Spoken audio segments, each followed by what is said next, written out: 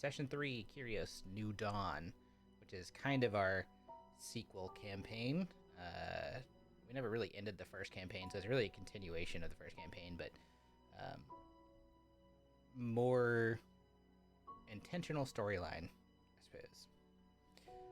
Start with a recap. Last session, having joined forces with the Paragons, our party set out on a dangerous mission to locate and eliminate one of Morrigan's simulacra, now believed to be hiding in a city on the continent of Yarma. She's allegedly been weakened by repeated skirmishes with Paragon forces. This was supposed to be their best chance to strike against her before she could regain her strength. The city, by the way, is called Ormrath, and with Ormrath as their destination, which was the city of Ormrath was a once thriving city, but it's now been consumed by corruption, the party eventually did set sail for the continent of Yarma. When they arrived, they, however, found that the outskirts of the city and surrounding forested areas had been choked with thick black vines, with threaded veins of glowing red magic that had overgrown most of what was once paths that could be traversed, a forest that could be hunted and lived in. The corruption had seemed to be everywhere. The creatures within seemed eerily connected to it and through it, as they were part of some kind of larger, malevolent intelligence. The first threats that they encountered were these twisted blights, animated needle-covered horrors, and a massive corrupted tree that forced them into a desperate retreat deeper into the woods. They eventually did, however, reach the city walls and discovered an even greater horror, or series of horrors. The corruption had transformed the walls into a writhing, almost living barricade. Thinking quickly, Tink called on her. What is it called? Why am I drawing a blank? Tinky. Yeah, Tinky is the name. Familiar. Pseudo dragon. Familiar. Thank you. Yes. Yeah. Pseudo dragon. Familiar. I appreciate it, guys. It's a clockwork dragon familiar, which she called out to do some scouting. From the sky, it spotted these grotesque, shambling figures that prowled through the streets. Humanoids with jagged crystalline claws and gaping maws filled with needle-like teeth. And they roamed in packs, mostly concentrated to the inner city areas and southern districts. So the party, being kind of on the southern part of the city, decided to opt for a safer route, and they headed north, slipped inside through a less patrolled area, if patrol's the appropriate term for shambling monsters. Not long after, they encountered their first shambler, a lone figure hunched over and feasting on some unidentifiable flesh. And upon noticing them, it began to emit this sickening, rhythmic thumping and crackling sound.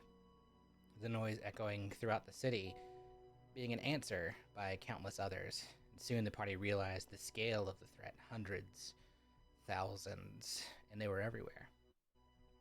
Fighting in those moments as best they could, they eventually found themselves overwhelmed and again forced to flee.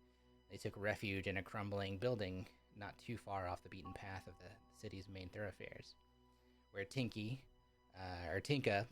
used her tiny hut spell to hopefully, at the time, provide a brief respite. And luckily, they were all able to rest and recover, not be seen in the midst of the night. After resting as best they could, they devised a distraction. Sack climbed atop a roof and affixed a whistle to a crossbow bolt and fired it south, drawing away a portion of the horde. With the path somewhat clearer, they pressed northward. I'm skipping a part where Sack had previously tried to do some scouting in the night before and similarly shot down a massive bell from a cathedral, knowing then that noise is what drew most of the pack in whatever direction. So this whistle maneuver, sending them south.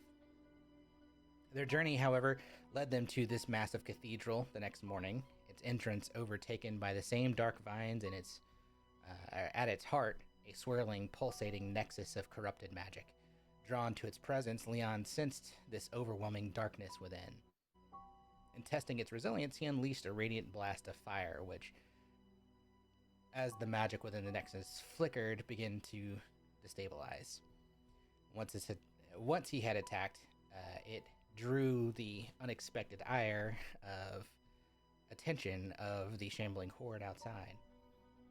As he continued his assault on the Nexus, Sack, Tinka, and Fenwick scrambled to clear the vines from the cathedral's doors, desperately working to barricade themselves inside before the creatures could reach them. They succeeded just in time, slamming the door shut as the chaos outside grew louder. But the battle was far from over. From the collapsing Nexus, new creatures emerged, small, vicious entities, beings with razor-sharp claws and fangs. Swarming the party, they fought desperately to hold the line, Leon and Tinka focusing their magic on weakening the portal, while Sack, Fenwick, and Timothy cut down wave after wave of the creatures. At last, with a final surge of divine power, Leon shattered the Nexus, and the portal collapsed. In the eerie silence that followed, the party could hear the horde still outside, clawing and scratching at the walls. As they took stock of their surroundings, something caught Tinka's eye. A small, cowering figure nestled behind the vines. Gray-skinned, unlike the green skin of its cohorts, still grotesque, it bore a resemblance to the creatures they had just fought. However, this one seemed to be trembling in fear rather than exhibiting any kind of hostility. Leon recognized the language it spoke, being abyssal, but its words were fragmented and almost childlike. Don't hurt, hungry. It had no reservations then about devouring the remain of its fallen kin. And seeing no threat, Tinka decided she would take an interest in the creature. She even gathered extra limbs for later, just in case it needed to eat. She has since called it Abby. With the immediate threat, though, behind them, and their focus turning ahead, Fenwick and Sack had discovered a way forward. Looking down into the areas beneath the cathedral, they found the catacombs. And as they prepared to descend down the stairs and into the catacombs, they heard a voice echoing through the interior chamber of the cathedral, a woman's voice. Now I know where you are. See you soon. That's where we pick up today. In the midst of the carnage that was a battle to destroy a corrupted magical nexus, Fenwick turns to you all as the voice finishes ringing out in the room. He says, well, she knows we're here. So much for the element of surprise. Took the words right out of my mouth there, Fenwick. It was something that had to be done, though. We couldn't let this corrupted nexus stand. No, of course not. I'm in agreement. I mean, we figured we'd run into her anyway. Agreed. It's likely that if these vines through the city did the same thing that we saw in the forest, she knew we were here from the beginning. Perhaps she's just been toying with us, playing with us. Well, if she knew we were here, it kind of ruins her element of surprise as well. That she let us know instead of being able to spring any kind of trap on us. So I guess it works both ways. I've never encountered her, but it seems like that's more her style anyway. No, little cavalier. She's not really that subtle. Yeah, she's powerful. I mean, these simulacra, they're powerful as well. Insofar as we can tell, but if they're like Morgan herself, the true witch, then subtlety is certainly not something she's interested in. She's you all faced it, perhaps not you, Sack, but the rest of you. She attacked a giant airship. Well, now that we know that she knows, at least we can probably be a little bit more careful. Absolutely.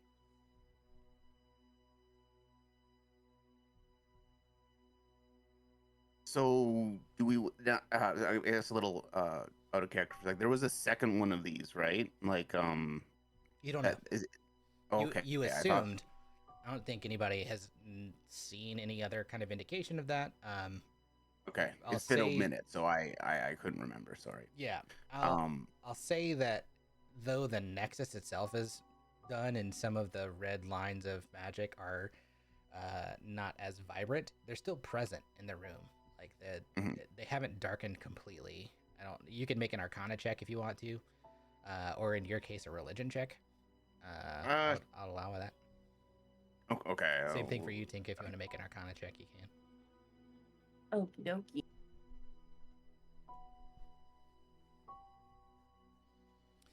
Yeah. Is this okay? Go ahead. No, it doesn't matter. Okay. I mean, I think above a 10, you can determine that like whatever this was probably part and partial of what's happening here. Uh, Himothy had already kind of spoken about what he encountered in the woods and forests of Ilpathia, where like the corruption was spreading. He didn't see any signs of like a nexus. So that's something that you could relay now if you wanted to. But in the scope of what this was, this looks more like Leon in your case.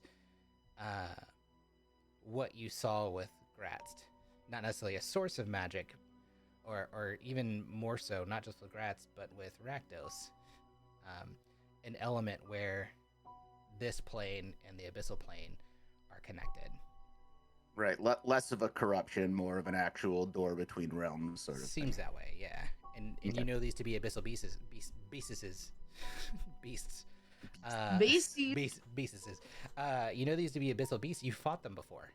They were part Right. of what you experienced in that first temporal palace. Okay, so yeah, I guess Leon will pass that on for whatever it's worth, I guess, to the party if we haven't. It's been a minute, so I know. And then I guess should we just continue through the catacombs and get out of here then? Yep. Go ahead. No, I agree. Let's go.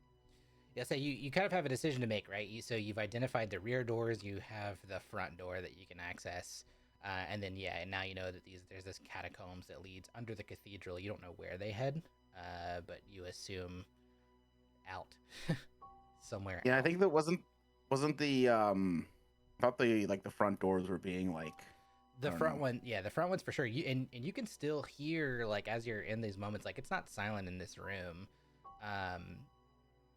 This like you still hear like the scratching, Right. and clawing on the front rooms. I think Himothy had like closed the rear doors just in case, before this started, but you haven't gone back to explore since the fight.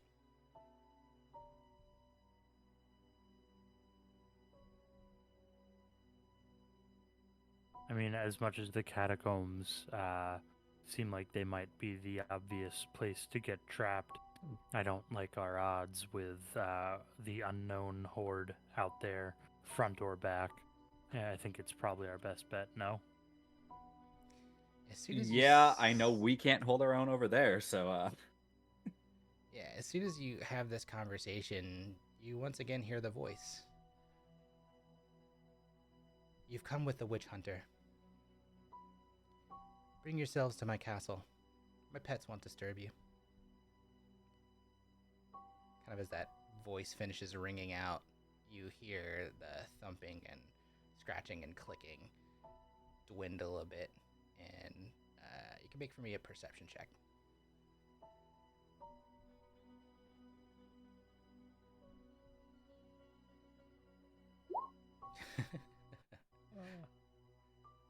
I make one for Finn as well. Yeah, Sack, Tinka, you both kind of like paying attention. You could actually hear that rhythmic thumping that they make is a communication to each other, and it starts to be less rhythmic and chaotic, and then eventually slows and peters out to nothing, and you can hear just the shuffling of feet, and it's getting quieter and quieter. Mm. Well, they stopped moving. She got them to listen. She's telling the truth with this one, at least. Well, seems like it for now, anyway.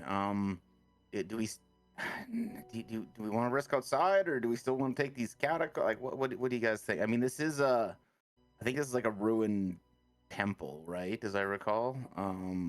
So I don't know if we need to go down and explore, but we could, I guess. Well, either way, she's aware of whatever we're doing, it would seem. I don't know. Would there be any information to gather going through the catacombs, do we think? Your passive perception, Sack, you kind of clock this as it's happening. Finn has his crossbow drawn, and he's looking up and like around the cathedral, like she's not omnipresent, potent, omnipotent. She's not supposed to be able to see everything and anything. The fact that she's able to communicate with you now, he says, "Shh, I think she's here." Oh, I mean, at that, Sack would draw his weapons as well.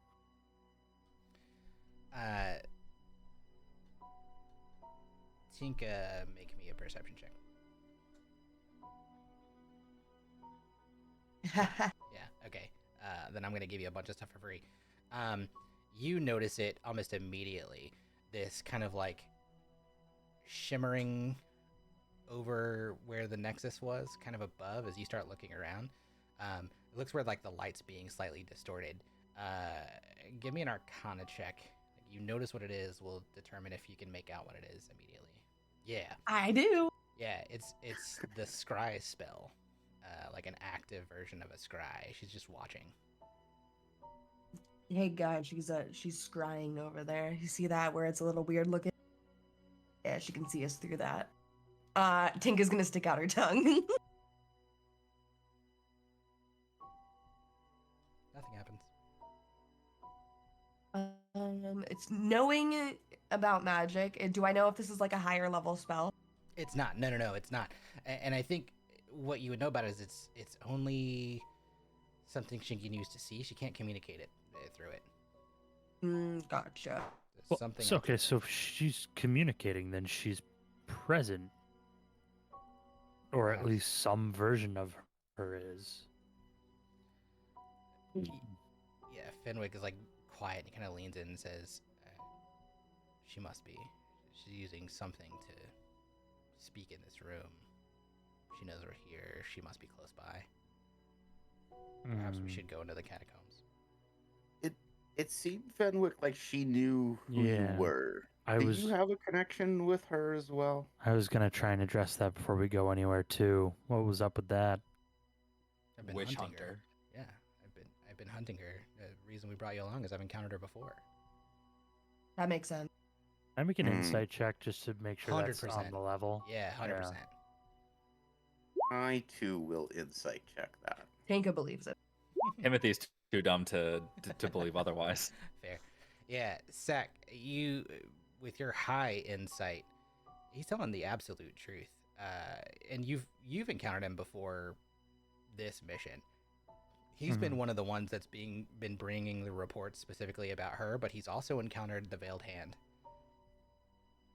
Okay. Alright. It checks out. I think Sack like narrows his gaze at him for a minute and then has the revelation of like, oh no, I've dealt with him enough. Oh, that's right. Yeah. Yeah, this is not a Lyrian situation. This guy has been pretty fundamental in the tracking of the movements for the simulacra. The only one he can't, and I'll say like things that you probably just know without a history check because of your closeness to the Paragons recently. The only thing he hasn't really been able to report on is the Scarlet Emissary because she's in the camp of the Crimson Guard. So like she's pretty well protected. No one can really get that close at this juncture. You just know Got it, vaguely okay. she's there. She's also like what reports have come back have been through people that have encountered her or the legions marching through Sarsia. She's not hidden at all. She wears like a scarlet dress, like silken dress, is very out front, like very obvious that she's part of it. She wants to be seen. Okay. Alright, well, I suppose the catacombs would potentially benefit us rather than going out into the open and she decides, oh, just kidding, mob, get them, you know? That's my thought as well. He looks over at you, Tinka, and he says, "Tinka, do you know the dispel magic spell?" Yeah. 90% sure. Hold on. Definitely, maybe. Do you have it prepared?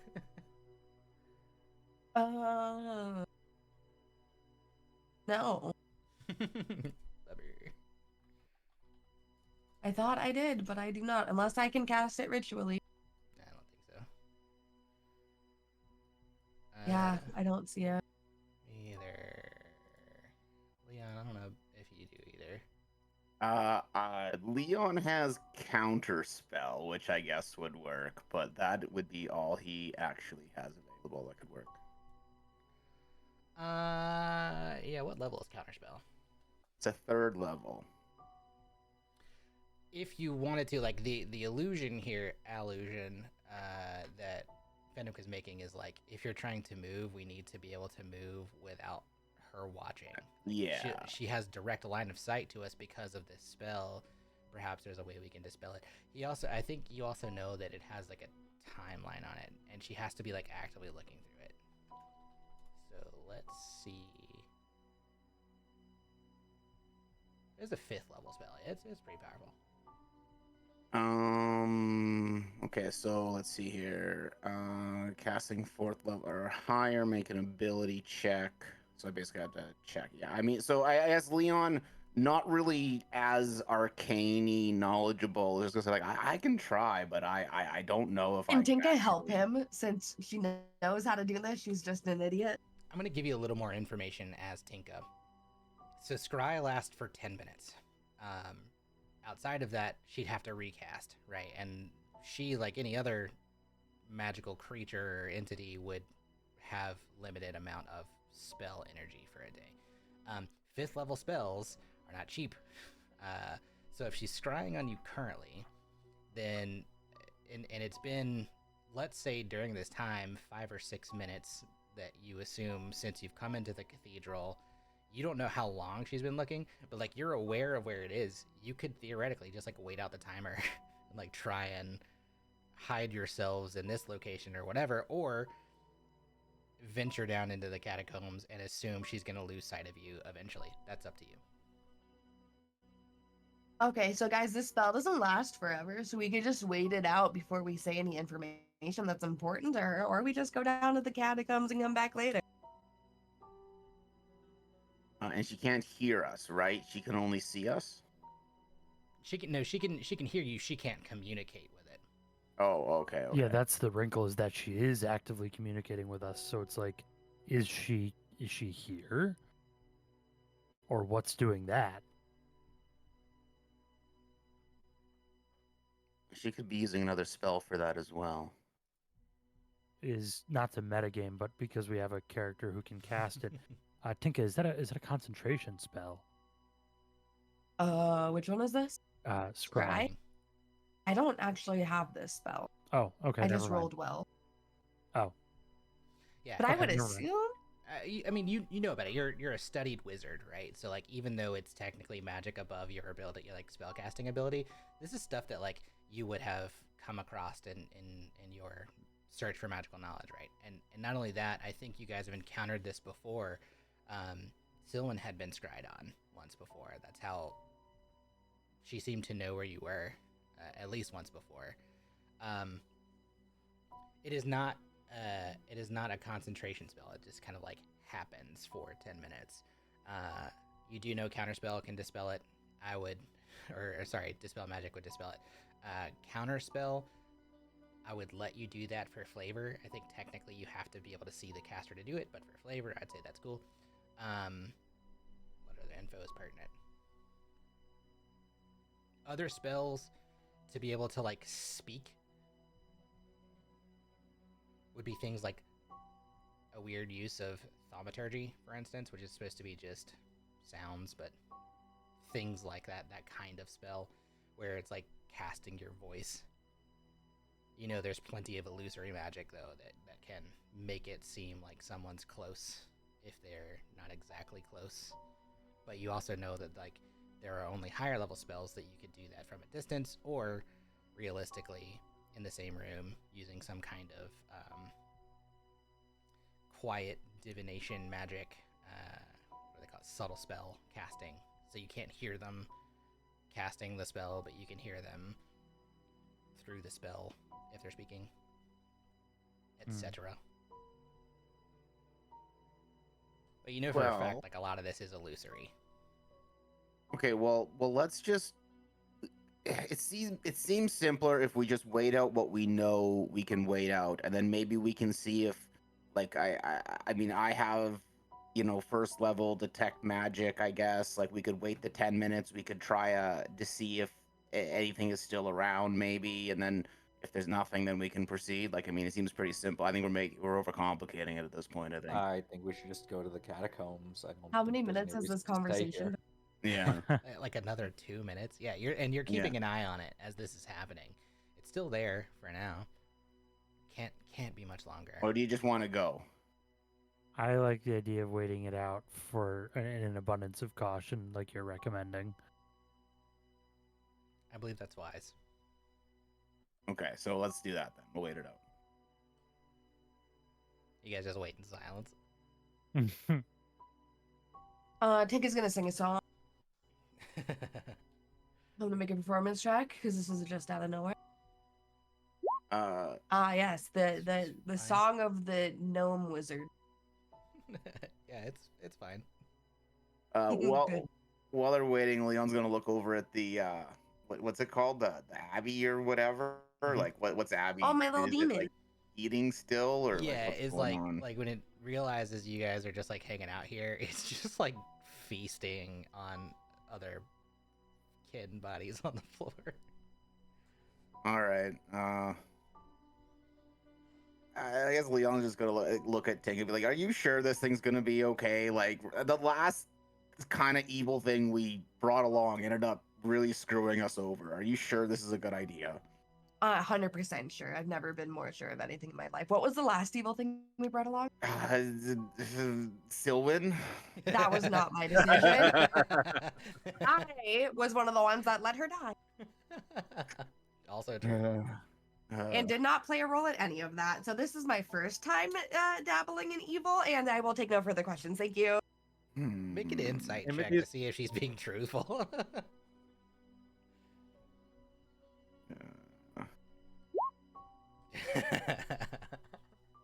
She believes she's being truthful. She has no fucking clue. Yeah, I think that's exactly what you gather. Is like she's very confident, but she also really has no idea. Timothy's gonna You- grip the hilt of Elantari and be like, "How do you feel about this freaky little demon thing?" Freaky little demon thing. This is all telepathic, I believe. I'm Yeah, able yeah, to and do it can that only way. answer in like simple phrases. It would probably respond with "not all evil." Fair enough. The other thing that Leon would pick up is if he tries to interfere, he's going to get hurt. Yeah, I think Leon would know that from historical Tinkamom things. Yeah, I think he's just gonna be like, okay, but don't expect me to play interpreter. That's fine. Hmm. She's gonna scratch him on the head and go, "Isn't that right?" You just hear like a chittering. See, he's perfect. He's a little baby and he's happy. It has like terribly sharp fangs, and like there's a lot of meat just like hanging from its teeth when it starts babbling. Leon, you recognize its words to be "yum yum, good food." Okay. Just as like a yeah, Leon will probably like listen, and don't get me wrong, he'll pay attention, but he's not gonna pass it along. He's really frustrated with this whole like interpreter thing. He's not gonna play that role here. Oh, she's just gonna assume you definitely don't have to. Question, DM. While we're waiting this out, would that be enough time with my Tinker's tools to like fashion another little bell? Yeah. Or sorry, another signal whistle, I think is what it was. Yeah. How much time did we determine? I don't remember if it was anything. Like it's 15 minutes. 10 minutes. Well, we're waiting out a 10-minute spell. We've already had like Yeah. 7 minutes of it. So. You guys are Yeah. also just having this conversation, and you don't hear any immediate danger outside. I'd say like everyone's still kind of being relatively attentive. You're waiting out the spell. Like if you're being intentional with it, just roll me a flat. I don't know. Let's call this some kind of dexterity thing. What are dexterity things that you could do? Sleight of hand, maybe. Not technically that, but maybe just to see like how effective you are at fashioning it in a short period of time. Yeah. Yeah, sure. Yeah. I would say like you get a very crude version of something in like a 15-minute span of you guys having these conversations and tinkering around. It like vaguely whistles. Just not needs as to work pristine. once. Yeah, it probably would do the job Cool. Thank you. for sure. Yeah. After just a few more minutes, Tinka, you notice that it does kind of like flicker out and resolve to nothing. It seems Okay, like you're guys. fine. We're in the clear. If she wants to bring it back, she's gonna have to talk to us. Or if she wants to bring it back, she's gonna have to waste a spell, All right. Well, I suppose which benefits us. So let's get this show on the road then, huh? Yeah, Okay. and Fenwick says, "Okay, where now?" Last conversation we had, as it was watching, we talked about catacombs. Are we gonna head back down that way? Or do you just want to go straight through town? doesn't matter to me. I mean, for what it's worth, this is a temple of no, why can't I remember the freaking god right now? Tetris. Tetris. I wasn't opposed to poking around in the catacombs to see if there was anything down there, but we could just go straight to the castle if you want. I mean, we don't have to stop and explore. Perhaps exploring on the way out would be sufficient. If she knows we're here, and she staved off her monsters for a time, perhaps when she dies, they die, and we'll have free reign of the city. Well, perhaps. However, we do typically need to get out of places in a hurry, but I have no issue proceeding to the castle. Well, I think we should do something. We've been sitting on our rears here for the last 10 minutes doing nothing. Zach just holds up the It was whistle. for the sake of the Speak for second yourself. I did a thing. Yeah, speak for yourself, friend. That's pretty neat. Is that the thing you used the other day? Yeah, you never know. It might save us in a pinch, especially with the hand crossbow you've let me hold on to. Thank you again for that. Of course, yeah. Always comes in handy to have something a little more silent than he like points to your pistols. That. Yeah, I'm no mage, but I sure can cast gun well. All right, yeah, I'll defer to the group. Whatever. That's not a spell. Whatever. Oh, really? And he just pulls out Gunwell? the Magitac gun. Cast gun. Yeah, it is a magic gun, so it's kind of. It has no somatic components, but it's loud as hell. Well, that's its verbal. Yeah. Yeah, that's its verbal. My gun talks too. It's like all spells are somatic material and what's the other one? You have to use your hands. It literally has all three. It consumes a bullet, so there's a material cost. It makes a loud bang, and you I have thought to pull the somatic was trigger. the movement. Maybe. Yeah, verbal, somatic, and material. There you go. Yeah, so it has all three components. Kind of weird thinking the word somatic is semantic. It's fine. It's been a week. Anyway, I cast fire. Yeah. But no, Sack just goes, whatever the group decides is our best bet, I will put up no argument. Yeah, same. She may not be subtle, but she's still cunning. Perhaps not being in the open is wise. I say we go catacombs. All right, catacombs it is. Let's just do something. Yep, catacombs it is. Okey-doke. Yeah. You guys head down into the catacombs. It's I have maps ish. More of the same. The vines reach down here. As you kind of start making your way through, initially, and assume this is not just like the only part of the map, but like assume it's like a winding series of tunnels that are interconnected. There are inner rooms to each kind of thing. There are sarcophagi and stone coffins and all manner of things. There are the kinds of like carved wall, like if you think about a morgue, the stacked bodies. It's like that, but like the final resting place of these places with like plaques all written around. But as you start making your way through, give me a round of perception checks.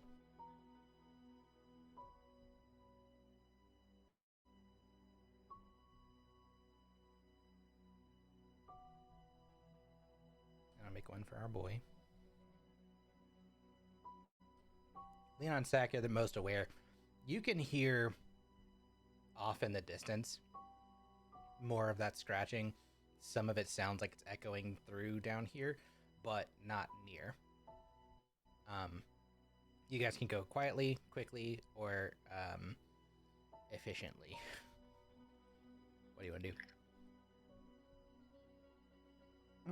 Leon would prefer to do efficiency. Like I said, I think he would like. Could I do a specific like look around? Like it doesn't have to be like a slow look. It doesn't have to be like an investigative. I guess like a purely like search the area, but like keep his eye out for a location where there might be some like a stack of papers or some books or something just to take a look at. Like obviously if it's just like sarcophagi, he doesn't want to look in each and every one, and time is of the essence here. Sure. But like. Yeah. Yeah, I mean, I'll say with your perception, what you're doing is trying to be aware, like hyper aware of things in this space. Mostly will carved sarcophagi. You see some that are like plain, just have like etchings and carvings on the top. You have some that are like carved to look like people laying on top of them. Eventually do come across one side room that has not papers per se, but has trinkets of sorts inside. You can like vaguely make out objects inside the darkness of the room as you're passing. By the way, Sack and Finn, you guys don't have night vision, dark vision, so you'll need a torch down here, or just kind of like navigating by the weird lights on the floor. I'd say probably Fenwick pulls out a lantern, so like there's flickering light. We could have done the old. I think Leon's got light for. Oh, I do someone have my as well, little too, my right? little magic soccer ball that lights up. Oh yeah, you can just have it like hovering in front of you or holding it. Yeah. I don't know, do we distinguish that it floats? I don't. I think you said it did. I thought so Maybe too. Yeah, I think it's basically like Yeah, hovering. Yeah, it's basically like the cantrip dancing lights, but it's just one light. But cool, yeah. As you guys are making your way through, you do have like shallow light in here. Yeah. So in that one room, I guess Leon will take a quick stop and do a quick inventory, see if there's anything there worth taking. Yeah, give me an investigation. Specifically, books and trinkets and shit. Oh shit. It's a lot of small trinkets, carved wooden cup. There looks like a piece of what might have been a leather-bound book, but it's empty. Quill, ink. Nothing of particular. All right. Well, doesn't look like there's too much here, guys. Let's just move on and get through here and get to the castle. Indeed. If we move swiftly, maybe we can make enough time to not have it be dark by the time we leave.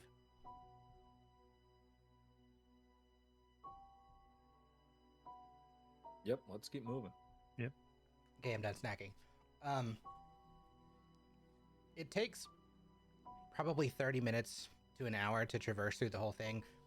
I'm not going to make you roll a bunch of checks or anything between your passive perceptions and original perception rolls.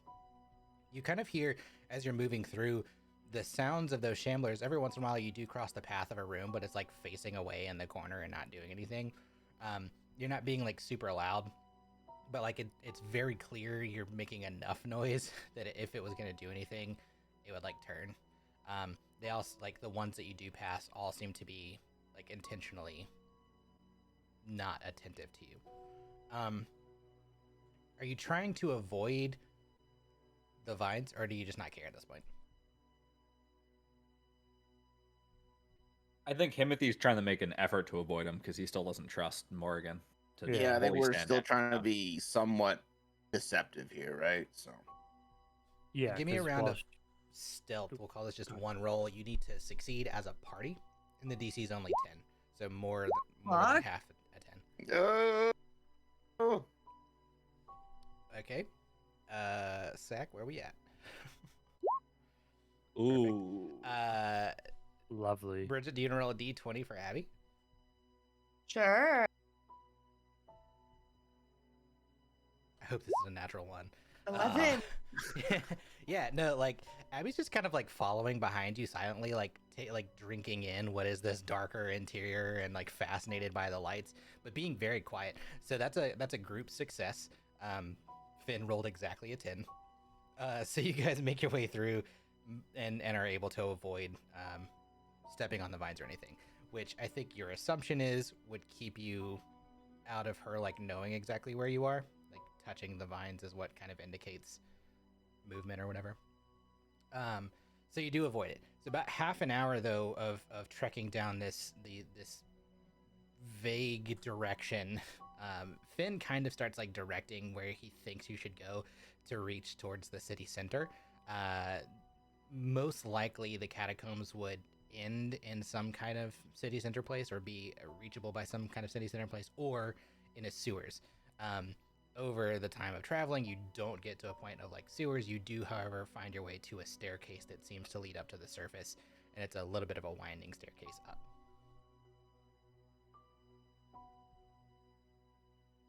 Do you go up? What do you guys think?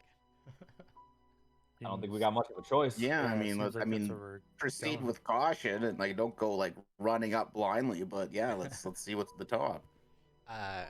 Cool. Okie dokie. Yeah, you all start making your way up. As you do, you reach the end of the catacomb halls and the stairs leading up to the surface. You can start to kind of like smell a little bit of fresher air. It's not fresh air. This whole place smells like decay, but it's not as bad as it was down here. So like only slightly clearer. And you do realize like it's still light outside. There's a gray sky above. There's cloud cover. And you do enter into like this city center area. There are side streets around you that are like super quiet, like deathly quiet. You see the cracked cobblestones that are winding between the remnants of these abandoned market stalls, and what's left of the stalls just like tattered, kind of like skeletal remains. There's some rotted food, and a lot of nothingness, otherwise broken baskets and crates. And then ahead of you, the street kind of opens into a market square. You see bits of dried blood, you think, and just more of the vines. The whole thing is covered with the black and thorny vines, and beyond the square, kind of rising above the rooftops, looms a small bohemian-style castle. Its walls are kind of fractured and still covered by a lot of the vines and such, and there's mostly what looks like a narrow path, a clear path, though, out to that area. Let's go here. Labeled incorrectly on my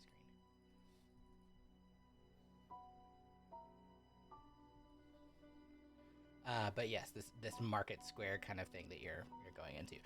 As you come out, everyone give me a round of perception checks as you're exiting the catacombs. DC's only 12. And I took that personally, I guess. Yeah. I mean, like there's a lot to look at here. Sack, you and Fenwick notice like again that like stillness, the silence. You hear very far, like you specifically hear very far off in the distance, like the thumping, and then you also kind of catch this kind of sound above you.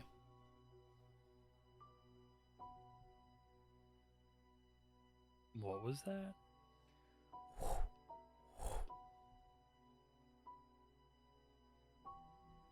Sorry, what is that supposed to be, like some kind of something flying above us? You determine. That's just the noise you make or you hear. Okay. Interesting.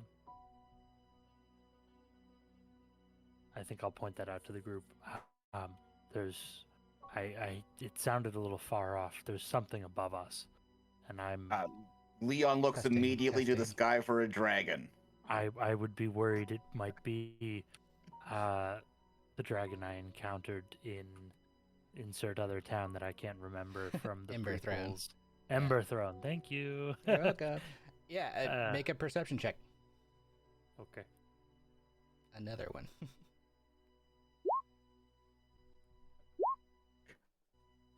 Game on. That's pretty damn good. Yeah, DC is 25. Yes.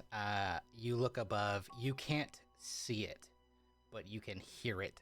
And when you encountered it in Nimber Throw at first, it was dark. And so I think in this moment, you're with a 27. You're hearing the same kind of sound. It definitely sounds draconic. I Oh, believe is it speaking? Nope, it's just the wing flapping. Okay. that sounds like a pretty big wingspan. And maybe my Testing, hackles are testing. just up, but I would assume that the dragon is here. Now, isn't the dragon tied to a different simulacra? You don't know. Well, it arrived with the other one. It So- arrived with the Crimson Guard. Right. Okay. I'm just gonna relay that to the group. The dragon was with another of the simulacra and the Crimson Guard when I last encountered it. So and it wasn't particularly happy. He's not gonna be on our side. Maybe that's why she's not worried about letting the horde get us, because she doesn't Well, need to. I think I heard something in my travels about the dragon scouting ahead. Is that what it was? Okay. Yes. Team I don't remember the full context. Timothy, Tinka, Leon, make for me a history check. You know something about this. I was gonna say I thought Oof. Leon thought that all the simulacrum kind of grew in power and can now do the same things. I want to say. Yes. Okay. So the first dragon you encountered was Morrigan. Tinka, you have the most context for this. She Right. consumed the heart of Viz's sister, Vix. And in Right. doing so was gifted some abyssal ability to become a dragon. You also know, and I'm going to give you this for combination history and arcana, because I think you as the magic person would be the only one with context for this with the simulacra spell, which is a very powerful spell. If you create simulacra at a certain point in time, they know what you know, which means they have the same abilities, the same spells, the same capabilities. So it would seem if this is the Harrower as a dragon, then she must have been created after that event. Additionally, if it is a different simulacra, then there are two of them here. Yeah. Or Morrigan herself. Tinka would definitely tell everyone that immediately. Thank you for piecing that together. That's absolutely terrifying, no matter the outcome. We should steer clear of the streets. Also, Fizz doesn't know she ate his sister, so let's keep that a little quiet, okay? I haven't found a way to tell him yet. How do you just tell someone that, you know? Yeah, I don't have anything for that one. Oops, you get 5 big booms. Sorry, your sister's dead. You know? Well, I mean, we went through all the effort of carrying him, and I think, not telling him until we did that was the right move, but at some point you got to tell him, Tinka. Maybe we tell him as a group. What is this, Viz? Just a friend, don't worry about it. I see. Still, I say we steer clear of the streets. Agreed. Oh yeah, no argument there. I guess we'll start ducking into buildings then. Yeah, so you can kind of see like where this thoroughfare is that leads mostly through the city center. Let me put you on an actual map. Ish.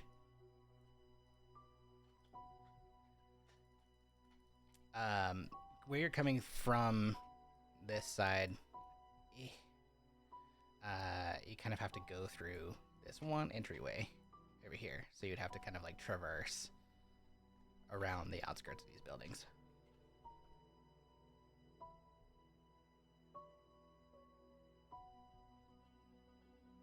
Well, yeah, let's try to make our way Let's go. around and hidden from the sky as best we can. Yeah. There's awnings. There's certainly buildings you don't.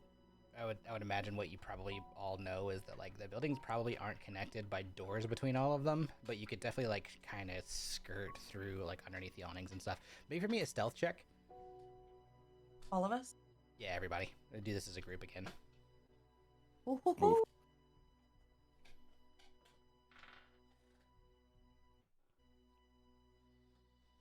Okay. Start moving your characters around whichever way you think you would go.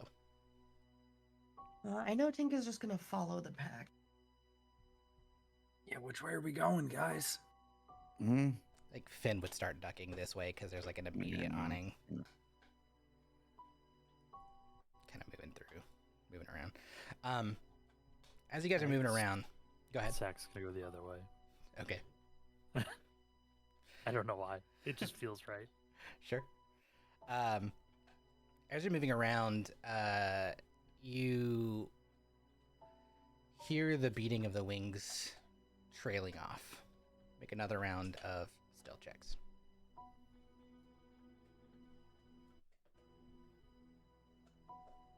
Beating off. I'm sorry.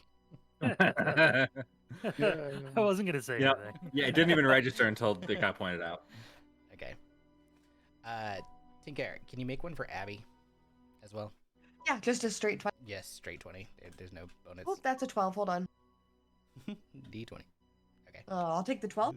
I'll take that 12, please. Okay. You guys are able to kind of keep maneuvering through. I'm moving us vaguely around.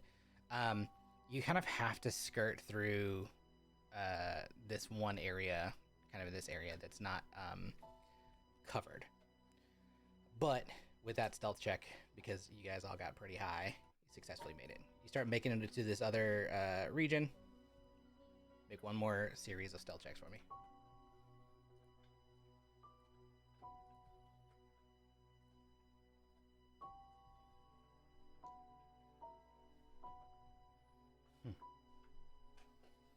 Okay. This is why we roll so many things. You begin to hear the wings beating again in this direction.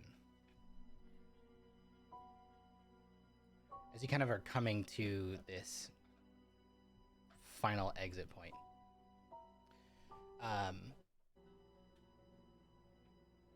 you're not exactly in any kind of visible area, but you begin to hear this shrill whistle from above. Give me a round of perception checks. I don't like that.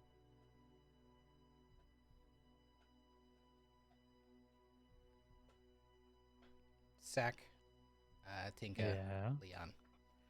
You look up and you see dive bombing, black smoke with red kind of magical smoke through it, and at its head, kind of like at the front of it, this enormous, mouth spread wide, sharp, jagged teeth, heading straight down. And let's do this.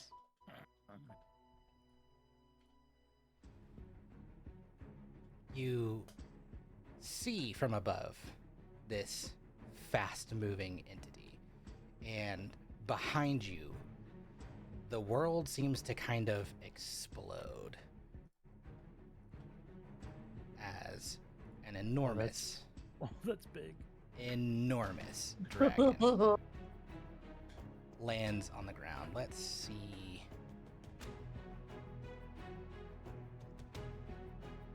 This one.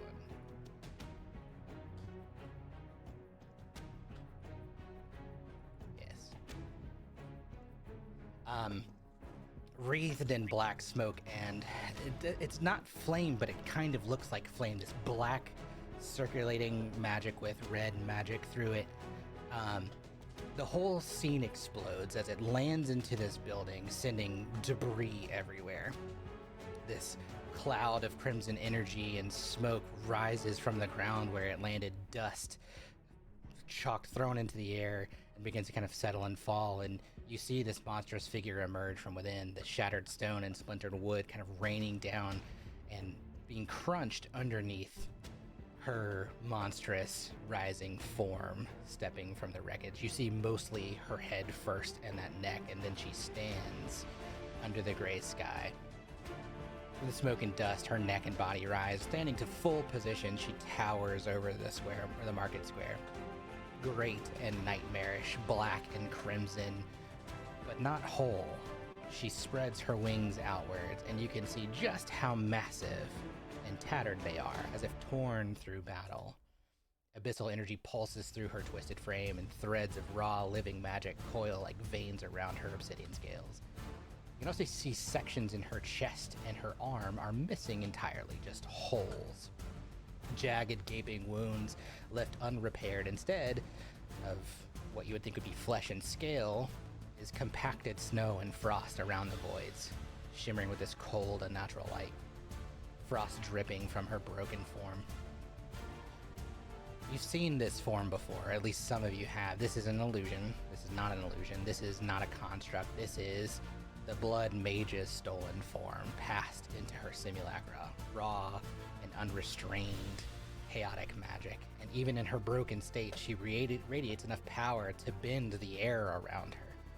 Her head turns towards you slowly, and her abyssal eyes lock onto yours with this pure, unspoken hatred, especially Tinka looking at you.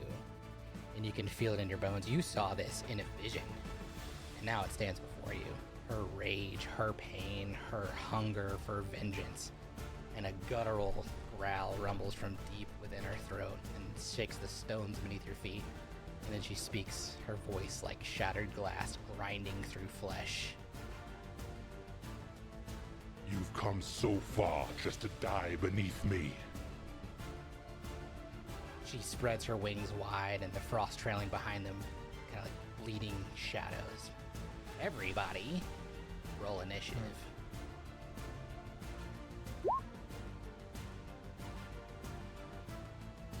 Do you have the thing up so that I roll it properly? I don't. I'm unprepared. Haha.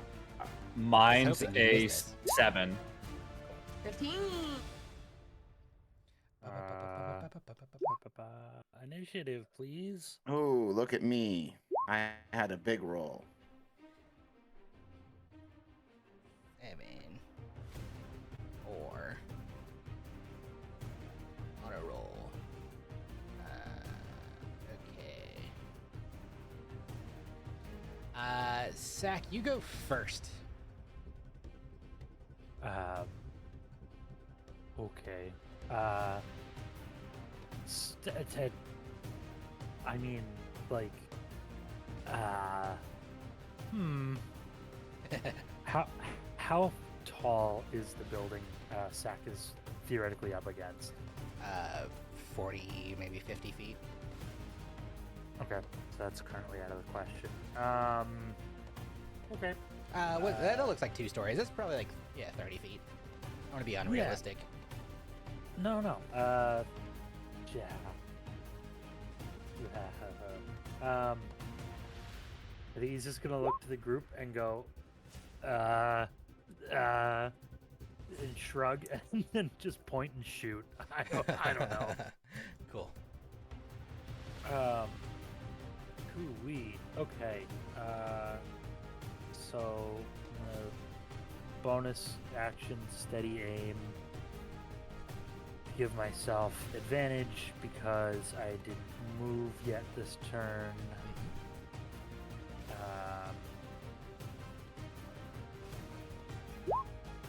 That's 27. Oh god, yeah, that is. Okay.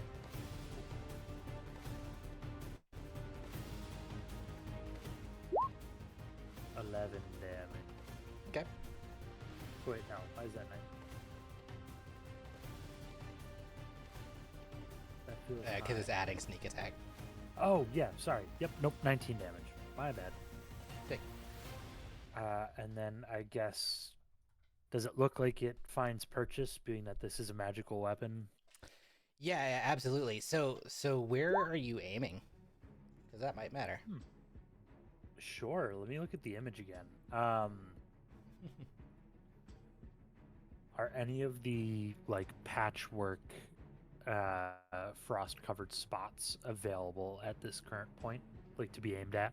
Yeah, certainly her center mass that's kind of missing. You'll probably be able to see her what's missing chunk of her right arm also. Okay. I think I'll fire at the right arm. Okay. Yeah. It makes purchase. And with like a shattering kind of like splat almost, you see another kind of chunk go off and she howls, she roars. Okay. I'm gonna run that back and do that again. Love it. Does a 21 hit? Oh yeah. Okay. Cool. Oh yeah. Big Okay. hits. Aiming for the same area. Yeah. I think I'm gonna double down on that since I got a reaction. Yeah. You make another fire off. Right? This is a big dragon, so these bullets that are doing like a lot of piercing damage mostly. They're going through and taking with them this just chunks, and you're precision aiming with the steady aim, especially able to like knock off these massive kind of like chunks of her arm. And again, you would think it'd be like flesh ripping through, but like it's very clear that these scales aren't actually like scales when you're hitting the area around snow. Certainly seems like a weak area, and more of it kind of like sloss off. Okay. I think with that in mind,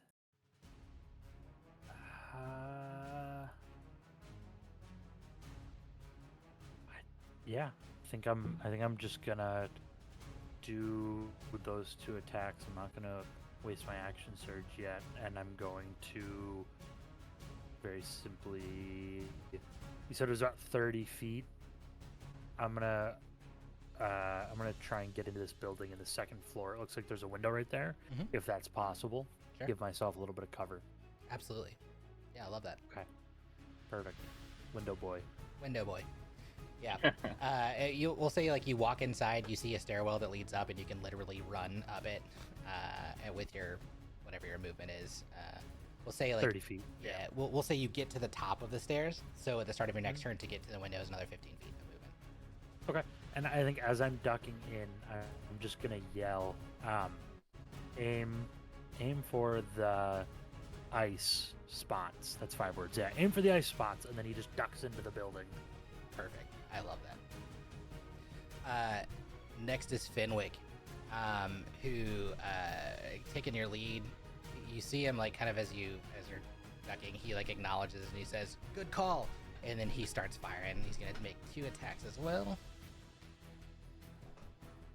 with his Magitech crossbow. The first one is an 18 to hit, which just barely hits.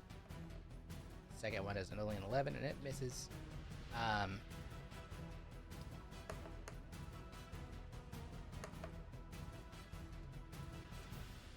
Yeah. Okay. So he takes another shot and kind of aims for the same area, and this crossbow bolt, not quite as piercing or maybe as effective as like a bullet, but still quite effective, seems to kind of lodge itself into the ice, and you can see it kind of like hanging from it. Doesn't go all the way through like your rounds did.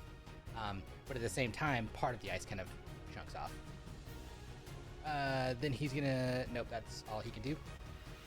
Next is Tinka. Okay, just to double check, how far away is she? I can do the thingy, but the I'm not edge sure. of her is Okay, 95 we're fine. feet. Okay, so I'm going to do magic missile at 4th level for Oh, yeah. 6 darts. Listening to the ice part, I'm gonna go for the ice. I'm gonna do them individually though. Okay. Are you going for her arm or her midsection?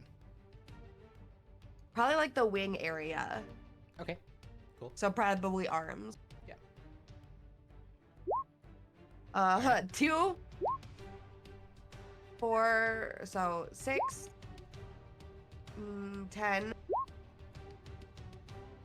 12, 14, 16. Yeah, you rocket these off. and they all seem to make like perfect purchase exactly where you're aiming. Same kind of thing. Like these are a little bit not exactly piercive. It's force damage, but the explosory nature of them all makes impact and starts blowing away these bigger sections of her arm. Like and she's a big dragon, right? So like the trunk of her arm is 6 feet wide roughly, and you guys are like constantly going at it, and so like the big chunks of her arm are just kind of starting to slough off. It's still connected, but it's definitely quite damaged, and every time you hit, she roars. Next is her turn. Can I use my Yeah. movement real quick? I'm sorry. Absolutely, yeah. I think she would just try and see, like, in this stone area, if there's anywhere she could hide that seems like it might survive a dragon attack. Okay. Yeah, I mean, there's rubble, and you're small enough you could like jump behind. I'll let you do. Technically, for you, it would be an action, but for flavor in this fight, I'll let you do a stealth check. That's not good for me. Okay. 11. Yeah, I mean, you think you're behind cover. Oh yeah, dude, I'm in the doorway. I'm just peeking out. I'm gonna give you half cover, but it benefits your AC. Nice, thank you. I gotta Google what that is. I think it's like a plus 2. Perfect. So your AC is Nice. +2. Nice. Yeah. She is going to move forward, and she goes 40 feet. About here-ish. To get in range. And Oh, yes, then... perfect. What? Nothing. You see she inhales, and as she does so, this glowing necrotic red energy is building in her throat. And she's gonna blast out in this direction towards you all in Can I- 30-foot line. Go ahead. Can I use my Epoch Shard as a reaction? Sure. Does this count as an attack roll?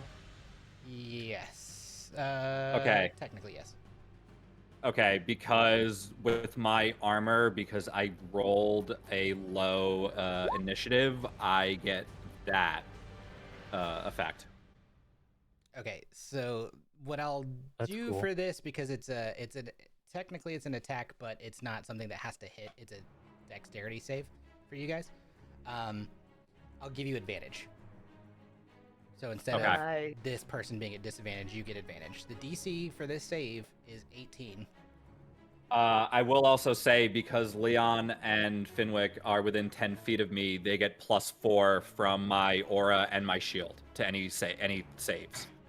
Only if Leon doesn't move outside of it, as this is reaction. Well, I was just about to.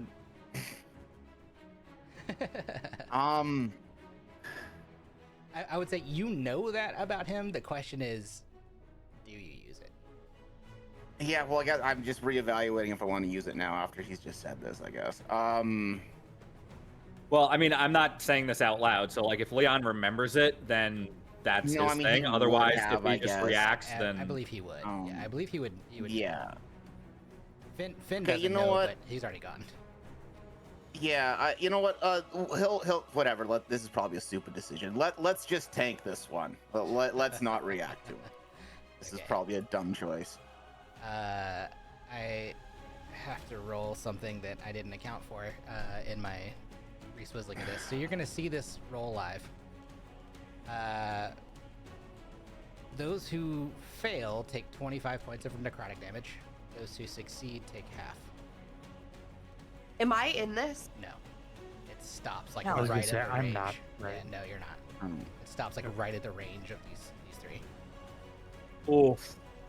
alright, So do I just roll one, right? I don't have advantage on this one, or Yeah, you don't have advantage, but you get his bonus. okay, +4, but if it's DC 18, that's not enough. Yeah. okay. I still am resistant though. So am I taking? That's what 25 is half is 13, and does that get halved again, or does it not get resistance on that? You have resistance to necrotic. Yeah. Wait, why is it halved if you failed? Well, you said it was half if I failed. Or No, sorry. it's Oh no, it's full if you fail. I didn't Yes, fail you- it. Never you mind. take Yeah. half. Yeah. I'm stupid. Yeah. So Okay, if you had 13. if you had succeeded, then it's quartered. Yeah, sorry. I for some reason thought I had succeeded. I don't know why. The reverse of that. Yeah, I there we go. was trying to Yeah. follow. No. So Yeah. you take half because you are necrotic resistant. Yeah. So I take 25. You take 25. Oof. The good news is That's a big hit. after she used it, I had to roll for a recharge. It did not recharge. That's nice. Himothy, your go. Actually, didn't place her in the right spot. There she is. All right. I'm going to use Armor of Agathis at 2nd level. That's going to give me 10 temp HP. Okay. If she hits me with melee, she's going to take 10 points of cold damage. Love that. And then I'm going to, as a bonus action, cast Spiritual Weapon. Okay. That's going to let me put it somewhere within 60 feet. So, I mean, she's right there. Yeah. I'm putting it right there. Love it. Do you have your weapon in your inventory? No, it's No, a spell, I so do. it makes a... Haha. Ah. I think I shared it with you. You also have that in your. It's called under the. Yeah, I think I can tab move party it around. items. But yes, you have free reign Yeah. to move it where you want it. So that should be a. Let me just double check exactly how this works there. I don't know what the roll to hit there was. I got to figure out how this works again. It's a save, isn't it, for the spiritual weapons? Or just no. I think they just take it when they're in the range. It's a spell attack, isn't it? I thought. I need to No look. That up. spiritual weapons. Spell Hang on, attack. let me put that there. Create a There we go. flame, cast a spell, and make a melee spell attack against a creature within 5 feet on a hit. Okay, Yeah, yeah, so so it's 21 weird. to hit, and if the 21 hits, then it takes 10 force damage. Sick. I love that. And it does. So use my action, use my bonus action. I'm not gonna move. Hang on. That's 15 feet. Big map. Big map. Oh, it's each one 10 then, or? No. I'm just saying it's a big map. Each one's 5. Yeah. The ranges are correct in this one. Yeah, I'm just trying to think how far I want to move from Finwick. If I want to stay within 10 feet of them, or if I want to try and get a little bit further away to avoid that breath weapon. So I might at least move just there, and that's all I'm gonna do. Okay. Leon. Okay. Oh shit, that's an action. I just wanted to double check all my things that I have here.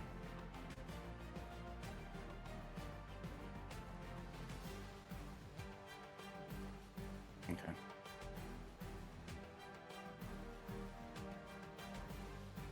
And where is sorry, for some reason I can't see where's Tinka on the map here, or is she just off? I'm on- hiding in the Behind door. you.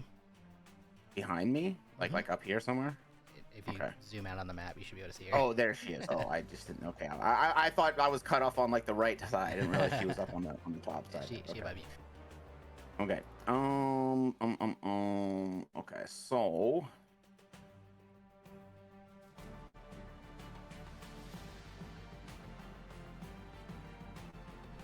we'll begin our turn with Leon using his revelation form here. So Okay. we'll sprout some wings and take to the skies.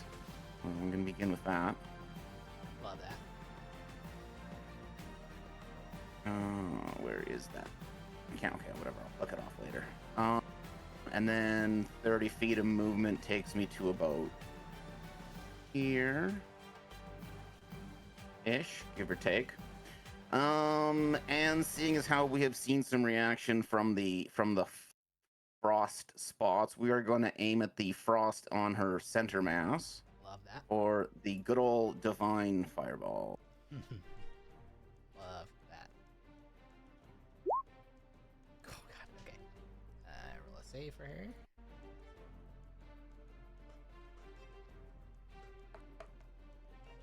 Surprisingly, not spry enough. She's gonna take the full brunt of this. Full Let's brunt go. of it, and it's radiant. Yep. You do 44 points of damage. You cast this fireball into her entire center mass being, and what you see is it like starts kind of like this just small bead, right, that emanates from your fingertips, and when you point it, this bead starts to slowly grow, but it connects before it's all the way grown, and then it erupts into this enormous fireball. And when the dust settles, you see a huge portion of her chest gone. Still a big chest. I mean, 20 feet wide, but a big portion of it's gone. That was a big hit.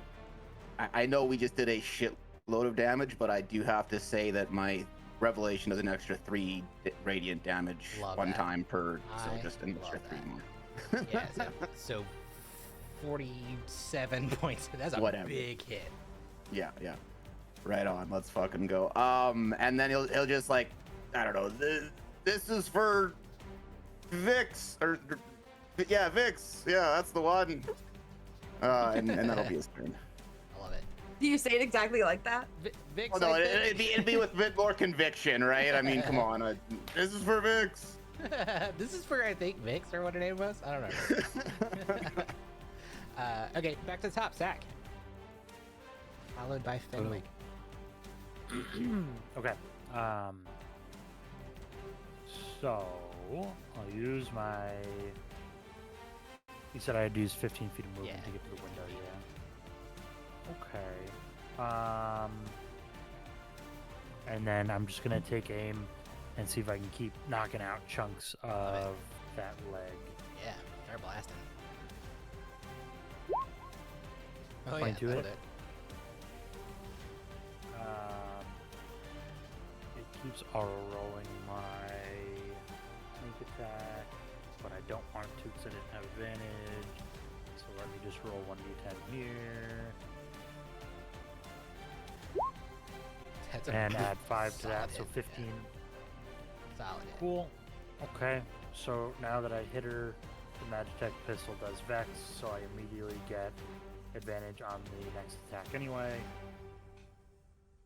So I'm gonna shoot again. Oh god, yeah, big hit. Okay, that hits. Cool.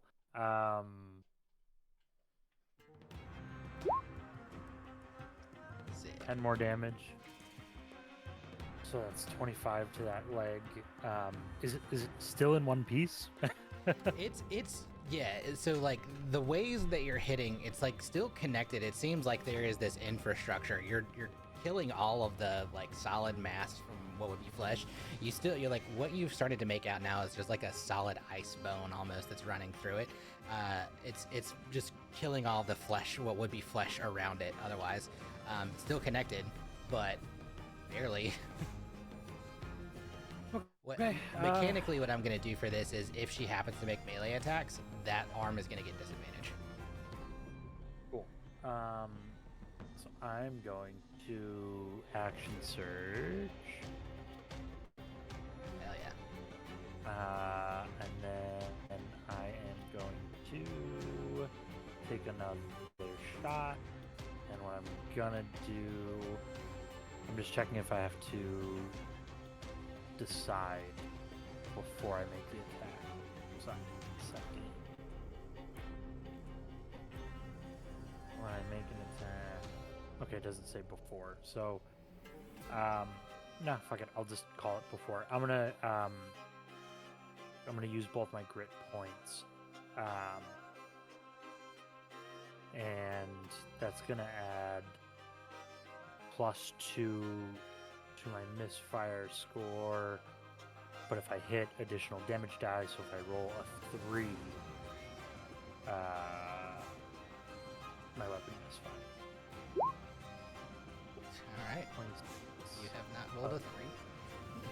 supposed to be advantage. Sorry, I'm fishing for the 20. Nah. Okay. Okay. So I'm gonna roll with sneak attack, and then I'll roll the additional 2d10 here. That's right.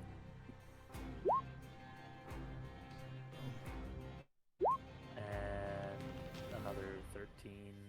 So 25 more. Big hits. And then, yeah, for my last attack, I can't add any more grit points because I just used those. But just one more attack. No misfires today, my friend. No, I guess not. Dude, these All are right. a huge round. Yeah, you're rocketing off these shots, and you're seeing just how much is taking off of her flesh, unless you pivoted to another area. That arm is looking bad. Yeah, no, he's gonna drop those 4 shots, and then he's going to very simply just duck, out of the window if that doesn't Yeah, require well, move move or back whatever, 15 feet. Cool. Or Or yeah. just out of the window. really just out of the window, yeah. Cool. Make for me, we'll call this a stealth just to see like how effectively you sneak out of the window. Does she have sight of you? Okay.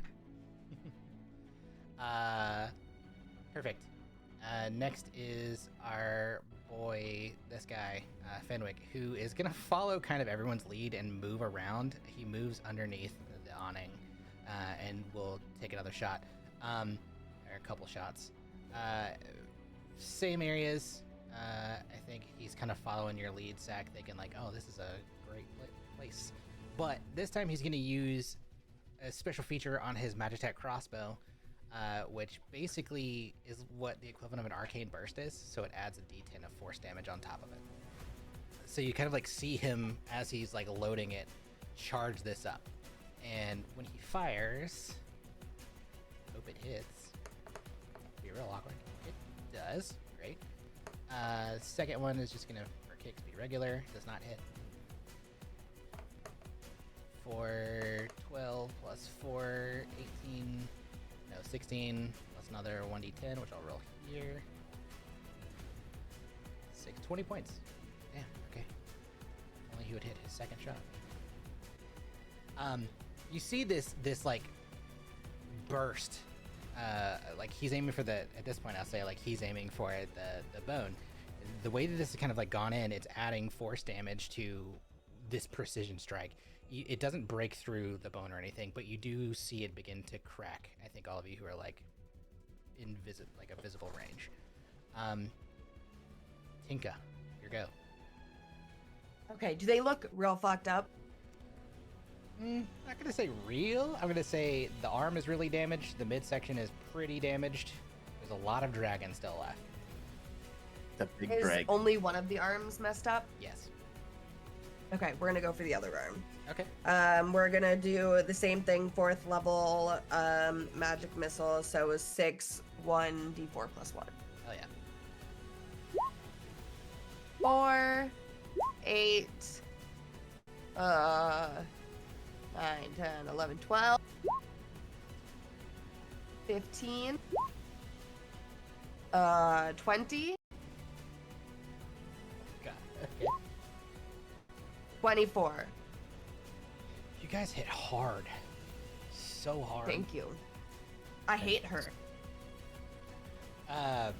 Yeah, you like these magic missiles. The same thing as force damage, right? So you start rocketing them off into this new arm or this other arm, and as they connect, it's one after the other in this very precision kind of manner. You see the same kind of thing, just like chunks start falling off. It looks like it hurts. Again, she screams. She lets out this enormous roar. I need everyone to make for me a Constitution saving throw as her reaction. The DC is 16. We're all dead. I'm gonna burn a luck point on that Okay. if I can. Yeah, for sure. Okay. Mm, Okay, much better. Can I burn one of his luck points on that? I wish that was how that worked. I would gladly let you. That would be amazing. Yeah, I can't save that. That's all. That's okay. It's not terrible. This is a reaction thing, but I rolled 2d8, and you guys take 6 points of pain in the brain. But it's go. Sack, you've tortured her, and she doesn't like it. So she's going to swing around, step just very slightly in this direction, and swing around and whip the side of the building. I rolled a nat 20 against your stealth. She knows exactly where you are, so she hits the building. What you need to do for me is, no, this is just no, it's a strength saving throw for you, DC 20. I'm having ChatGPT level these appropriately for me. Okay. No. The building starts to crumble around you.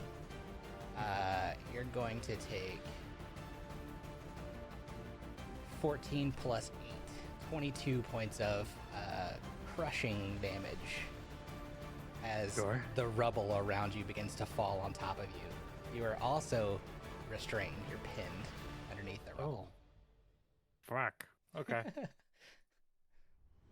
Thanks, ChatGPT. Man, it makes running these so much more fun. After that, she's going to...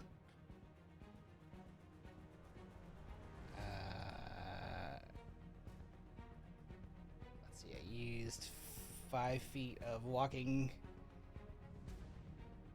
You guys haven't damaged her wings enough. She's going to take to the sky and fly 70 feet up.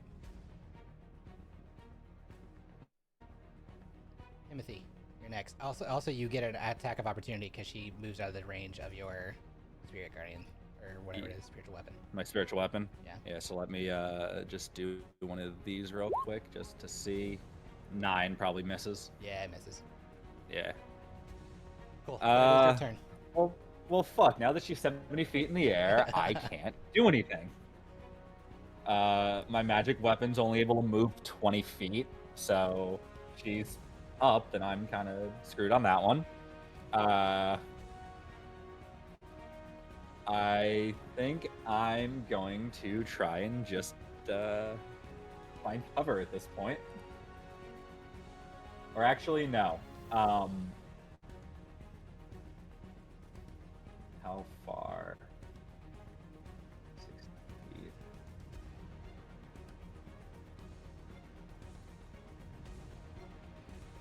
I think I'm just going to use my movement to get closer to Fenwick and... All right. I guess just ready an attack if she ends up landing in the area nearby. Cool. Just hold. I'll say like that's just holding your action. Yeah, Love just that. holding the action. Cool. Leon, the other flying entity, you're up. So if I want to move higher to match her height, that's my 30 feet of movement, right? I can't move Correct. horizontally as well. Yeah. I thought Well, so. I'll say as you can move horizontally as well. It's 30 feet, so it would be like up 15, over 15. Right. Okay. But it's still like 30 total, sort of thing, Yeah, right? it's like Generally? I'm not Yeah. doing the math to figure out the hypotenuse of a. Yeah. No, I got you. No, I think I'm going to stay in this spot, but raise like 30 feet up, just to like, I know not exactly be on the 40 same level, but yeah, 40 closer foot to. distance. Yeah, Right? Yeah. for sure. And let's see here. I think we'll do another. We only have a couple more. We'll do another divine fireball. I'm gonna do.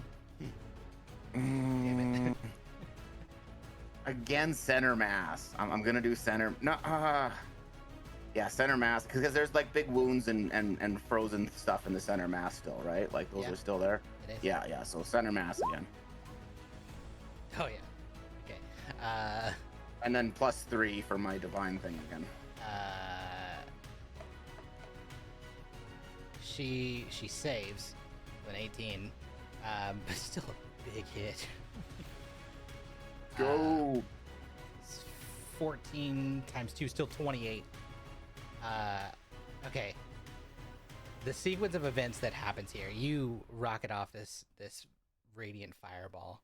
Again, this beam kind of dot of radiant energy flies from your fingertips and hits her center mass.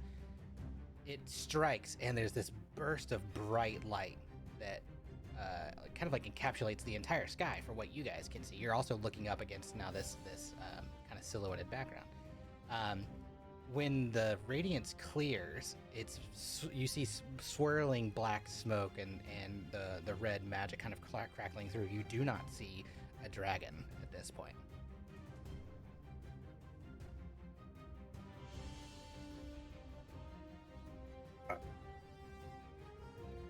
Anything else you want to do on your turn?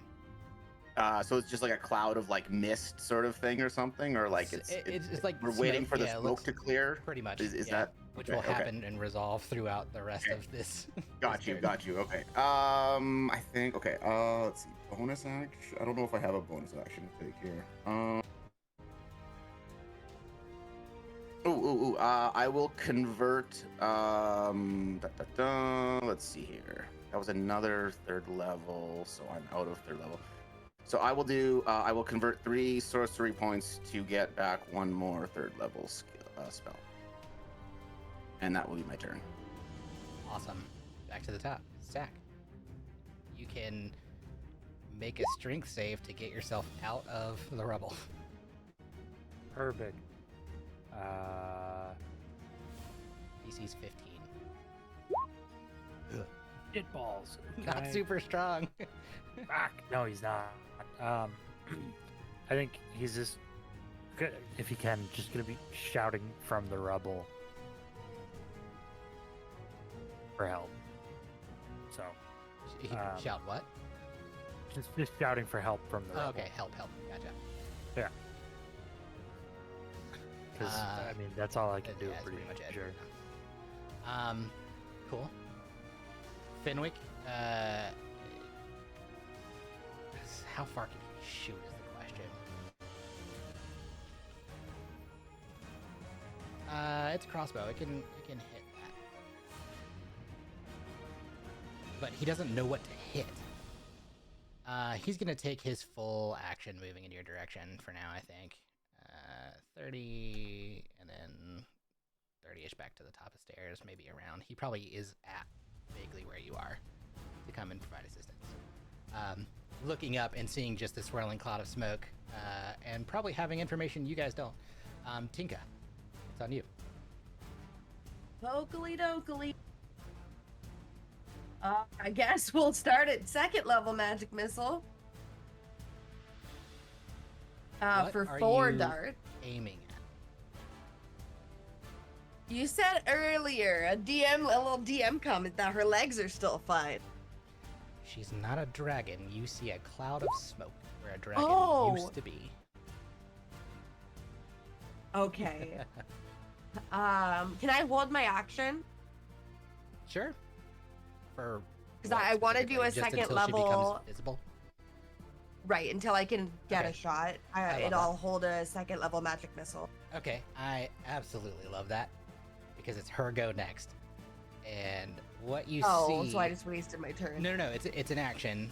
So we're gonna narrate this out. Go ahead and roll your hits, because you are gonna hit her, and that's gonna do something for what's about to happen. 11 plus 4, 15. Perfect. So you're holding your action and waiting for the smoke to clear. Over this 6-second period, the smoke doesn't clear, but you get to see her humanoid form drop below the smoke, which is when you unleash your magic missiles. Now seeing her in full visibility, she drops 15 feet about the time you hit her, and then she takes these big hits and then continues to fall 15 feet. And then you hear her shout out, Zarkonoreth Zakul Draketh Zorluth. And Leon, you know this to mean unleash the rift portal. And below her, this black opening, void, and she drops straight into it. Oh, that's probably too quick. I don't have a reaction anyway. I don't think. Yeah. I think I used up all my. Yeah, never mind. On the underside of it, you see nothing. She drops straight into this black void. I need for Tinka, Himothy, and Leon for you to make for me history checks. And we're going to drop out of Okie initiative. dokie. Is this against magic? It is against magic, yes. I think I can roll advantage for this, but I have to double check. I want to let you roll advantage specifically because you've encountered this, regardless. 22. Yeah. You recognize this as what was seen on the ship a year and a half ago. The thing that somehow had damaged Vix came through something that looked like this. Okay. So this is just a similar portal to what we've seen already. Mm-hmm. Void, Yes, but this was hallway. also much, much earlier than her obtaining these abilities too. Just remember that. Tinka, though, you've also seen this when Vix was stolen, when he was kidnapped. Right. This looks eerily similar to what the Black Jewel can. And actually, Sack, you're under the rubble. You're probably not seeing this. Did I hear it though? Probably. Because I know those words, I believe, right? Was I it recite Draconic? them? It was Abyssal. Gotcha. So that's why Leon knows it. Make for me, I'm going to have you roll a perception check instead of using your passive because you'll be distracted. Sure. With my 10 on that history, do I notice anything with the portal or no? It looks familiar. I don't know that you know exactly what it is, but like this doesn't seem all that strange necessarily. Sack, with your 17, go ahead. I was going to say, while that's going on then, rather than focusing on the portal, can I go run over and try and help clear Sack out of the rubble? Yeah, for sure. Since we're out of initiative at this point, like, yeah, just free actions. Sack, yeah, you hear those words. They don't sound exactly the same, but they sound strangely similar to something Lyrian recited. Yeah, I think didn't Sack recite something to get us into the portal? Not the portal, but behind the like painting in the room or something. Maybe it wouldn't be related to that though. It would be related to Lyrian's getting out of your grasp. Got it. Yeah.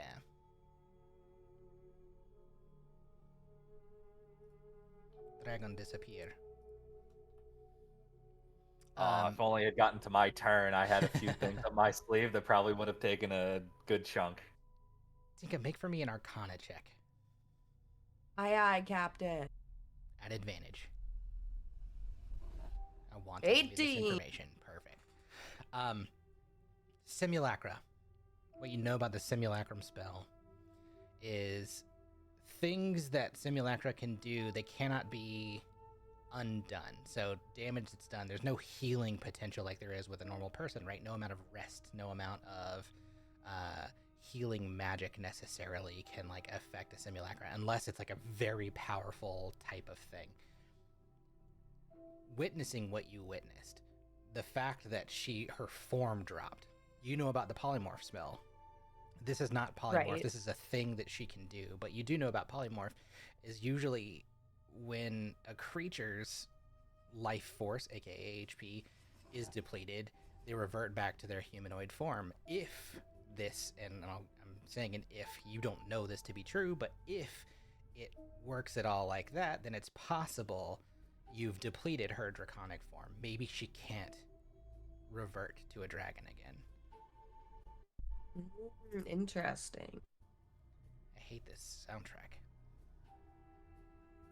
Would the humanoid form have had similar injuries to the draconic form, or was like, the whole like person mostly like intact, like all four limbs, etc.?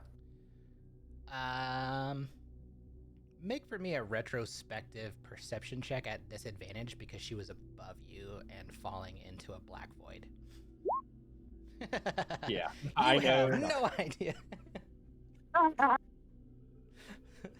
And that one really crushed you. You wouldn't have been able to see anything with a 7, but definitely with a nat 1. I think probably your distraction was Sack yelling for help. You guys do get over there, and like luckily the staircase is pretty undamaged, and you're able to scoop him from the rubble pretty quickly. The portal disappears after her, right? Like it doesn't Yeah, leave lasting. it's like a Yeah. 6-second spell, right? Just enough time to basically dip through and then gone.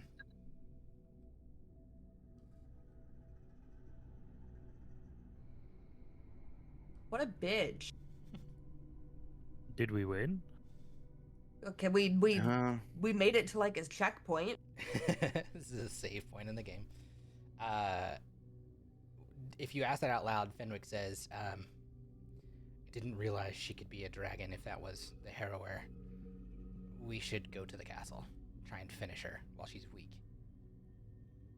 Oh, Well, you we think also she's know that still we can. We also learned that we can hurt her pretty bad, so I'm a little bit more confident about facing off against these simulacra going forward. So what? Yes, that it was appears some that sort any of- damage we do to them is generally permanent. We should remember that. But yes, if we can finish the job, I'd say let's do it. What were we saying, Zach? So that was teleportation locally. She didn't just disappear. He's directing that towards Fenwick. Tinka would Uh, chime up and say, with what I've experienced with those teleports before, it wasn't local. To a Because when they took location. Vase, right? Yeah. There's distance. Yeah, through the experiences that we've had, that is probably something that could be used across a long distance, regardless of how far she went this time. I don't think we should assume that needs to be a short distance traveled. Right. Well, either way, the castle Like she might. could be in the castle. Yeah, And but either you way, could the also castle might give be us on something the other useful. continent, honestly. Right.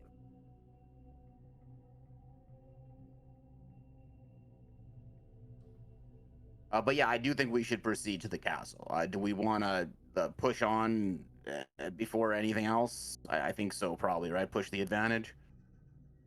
Yeah. How's everyone feeling here?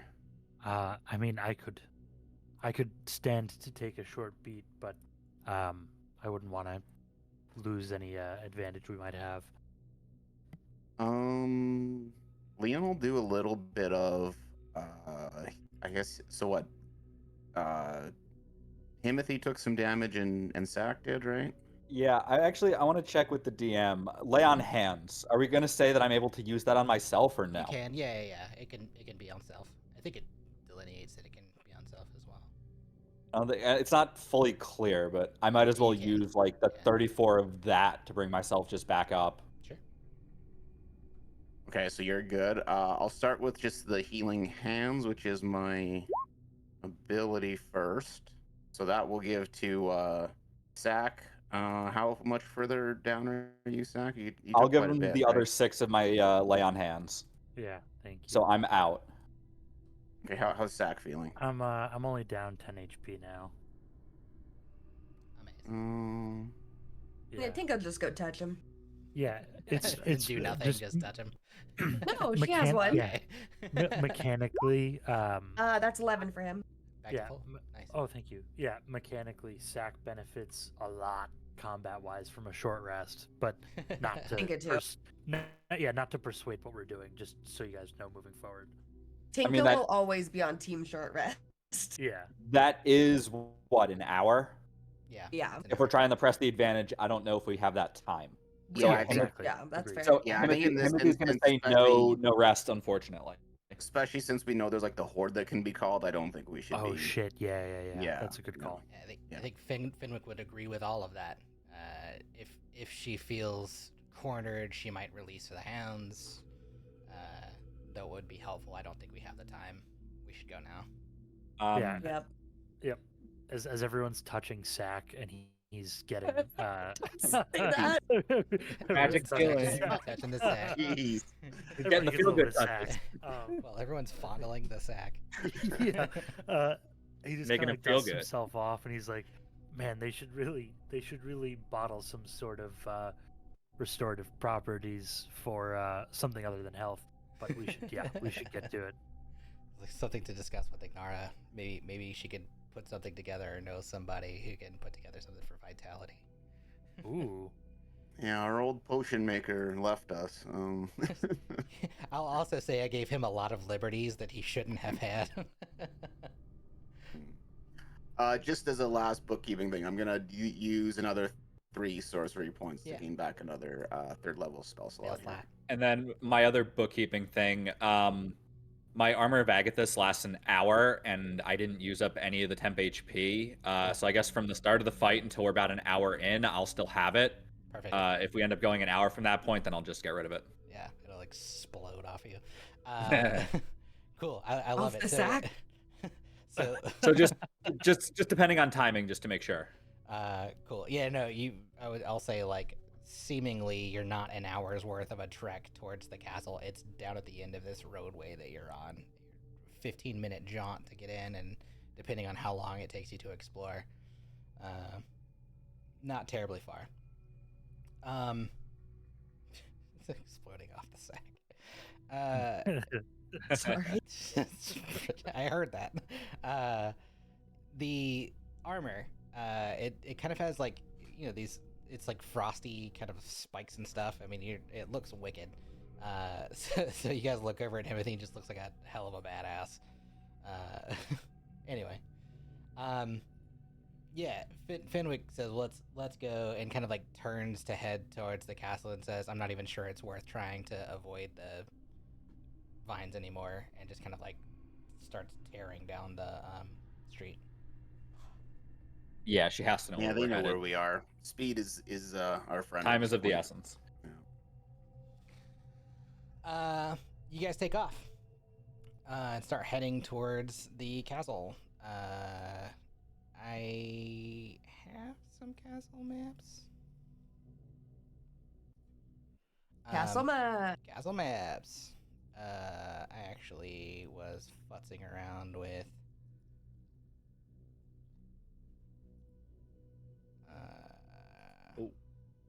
Oh, this looks huge. I mean, it's Whoa. yeah, big enough. Castle. But yeah, Pinker there's still has the baby, right? yeah, Abby's with you, who during that fight was just kind of like hiding. All I see That's is fine. I still got the fog of baby war. Bajorn thing. I feel like she just hid in there. If I'm gonna say if you legitimately make that canon, everything you do is gonna be a disadvantage because this thing weighs almost as much as you do. Fine. Can I put it on one of those little child leash things? I'm going to give you disadvantage on everything dexterity related, but yes, you can. That's fair. I'll accept that. Okay, then you have it on a child leash. Regularly roll for does it bite through the leash? No, it knows we're friends. I will Sounds good. be making rolls behind the scene. My dog's gone through like 3 leashes. The first time you put a leash on it, it starts tugging at it like Smeagol in Lord of the Rings, and you start hearing this like terrible wailing. It hates it. And then I'm gonna say, "Do you want the leg?" And it's gonna want And the starts leg. like gnawing so- at the rope because it doesn't like being restrained.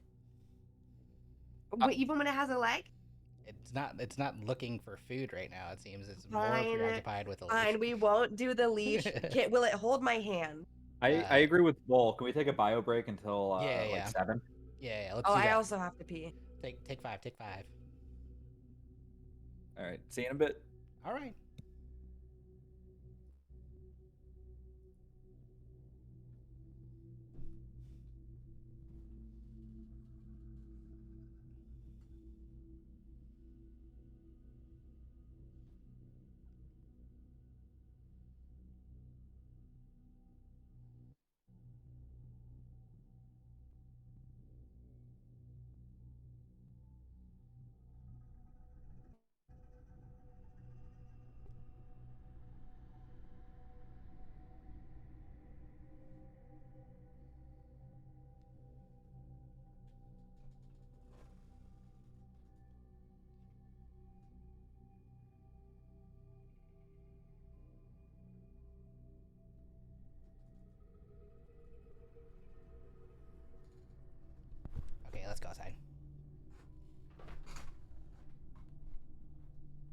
I'm back.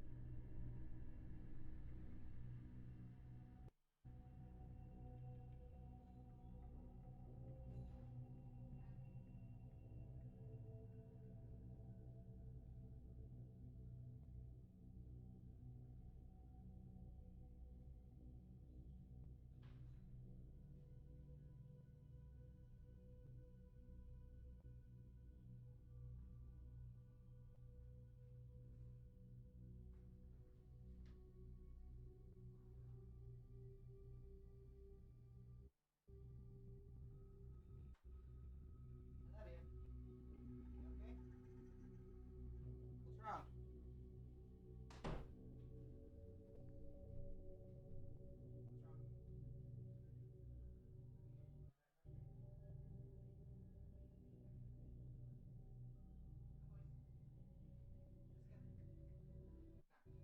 Come, boys. Come, boys. Hey, come on. Here. Good boy. Come on, Jacka. Come on, Jacka, Jacka. Jacka, Jacka. All right, I'm just leaving them alone. I want to hear.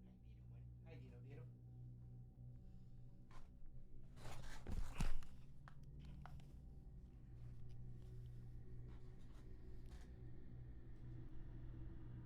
I've returned.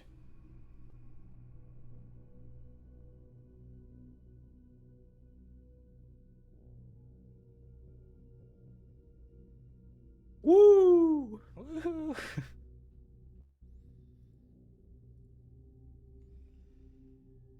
WB, WB.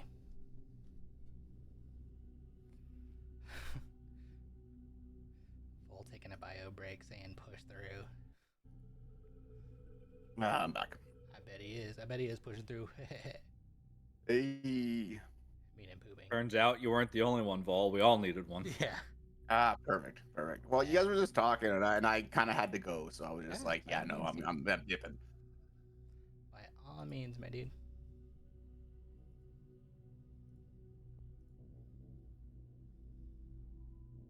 And it felt like an opportune time as well, right? Yeah. So. It was a good time.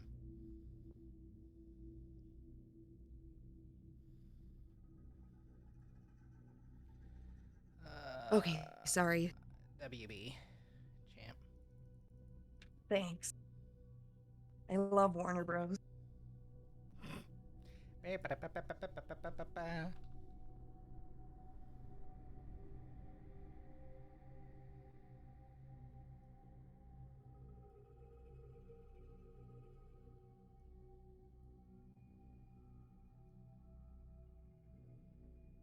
Fun fact, Looney Tunes is spelled Tunes.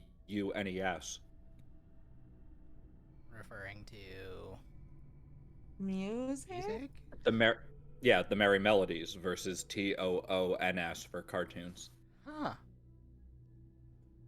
Ah, Huh.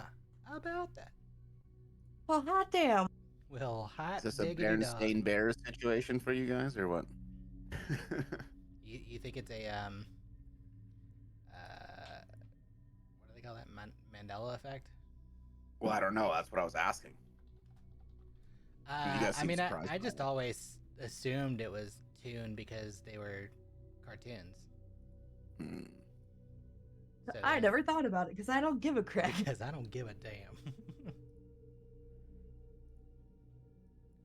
Fair, fair.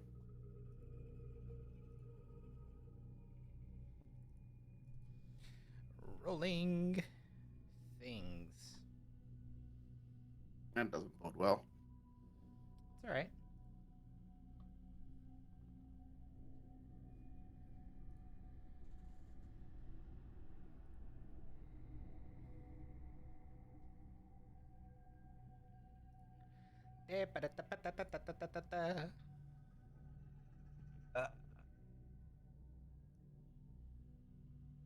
Sorry, I forgot that most people don't know I'm disgusting. Oh yeah, you're a horrible, horrible person. Really gross. I jest. Mm. I'm actually putting you guys on this interior photo before mappage. The interior of this castle. It's lovely. I bet you Dave's Just a on little DVD. overrun by the corrupted vines, just a little bit. A little. Just a little bit. You know, it's really hard to get an AI imagery exactly what you want. Not bad. But it can get pretty close a lot of the time. And then stuff that is like, I absolutely need that stuff in there that's like not, then I'll edit it myself. A lot of these I just kind of like, that's fine, it suffices. I mean, we are also all a bunch of role players who can use, Their imagination. this Yes, imagination. imagination. I had to go back to Discord. Discord, yeah. Welcome back, Dave. Let's jump back into some session details. You guys, well, I guess this other map made sense because you hadn't walked inside yet. On the exterior, though, there's a stairwell and a doorway, kind of like leading up to the exterior. You hear shamblers kind of rummaging around, but they seem to have still kind of been staved off as you guys are moving towards the castle. As you reach the castle and look back, you see them shambling towards you, but not at speed, just kind of moving in your general direction. As if they're like filling in behind you. The vines are filling in? The shamblers? Oh. Are we, what do you guys think? Are we trying to escape? Like, how do we want to do this? Do you want to stop them from getting any closer? No, I think we just keep pushing through. Like if we can determine like which way we go, like let's like we need to find her and put her to an end, and then these guys will stop, right? So like let's just find her. Hopefully. If she's here. It also seems All right, like let's they go then. are- Double time. Yeah, it also seems like those things are being kept on a leash, proverbially, right now. So I don't think we have to worry about them. Make an insight No, check. but it's good. If I have to. Yeah, I you don't have want to. Yeah, as far as you can tell, that assessment makes sense, right? Like what you just said. If you've witnessed what it was like when they were after you, right? They all came at speed, like top speed, 30 feet per round, 6 seconds, or 60 feet if they were just sprinting at you. They're just kind of shambling. The best word I could use, like vaguely moving back into your direction. They fill in as you like kind of move through the market square and down the path.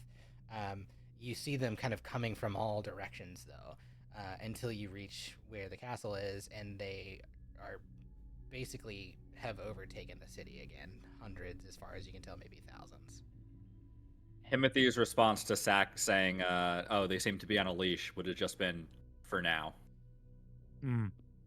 Definitely for now. Yeah. So we need to make quick work of this. You say leash, And keep in and- mind that they're there. Absolutely that.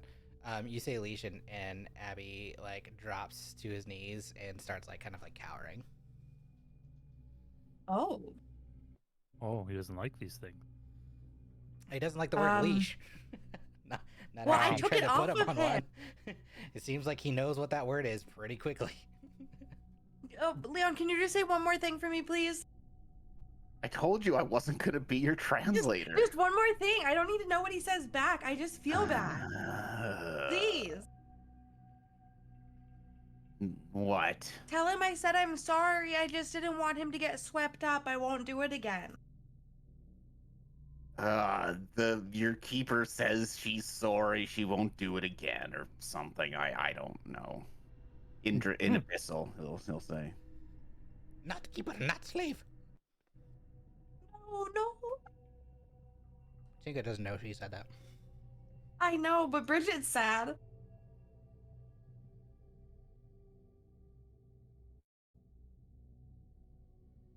I That's all told sad. him for you. All right.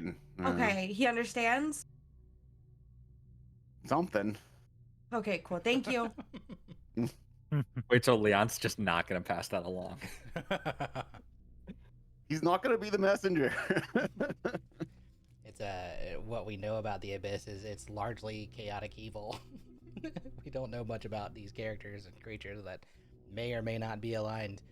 We do know Elantari says not all evil. Whatever that means. Yeah, sweet little Not baby. cryptic at all. Well, I feel like it's a spectrum, right? Everybody's on a spectrum of good and evil. You could be good, but have a tiny bit of evil. You know what we call that in the mechanics of gameplay? Neutral.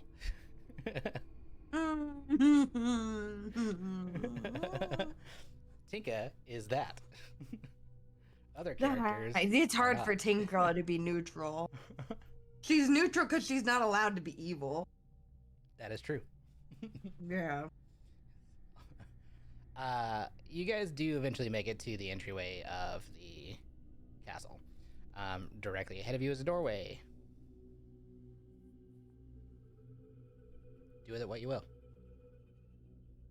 Tinker's gonna knock on it. Wait. Knock on it? What? We don't know what's on the other side. What Yeah, so you just want to announce our presence? Fine, I won't knock on it. I mean, I believe our presence is very clearly known. Yeah, as there. he Everybody jerks a knows we're thumb here. over to everything behind us, and Zach's just gonna like try the handle or whatever the mechanism is. Yeah. You do, and it's unlocked. Yeah. And you push in. Yeah, he just pushes in and is like, I think she knows we're coming.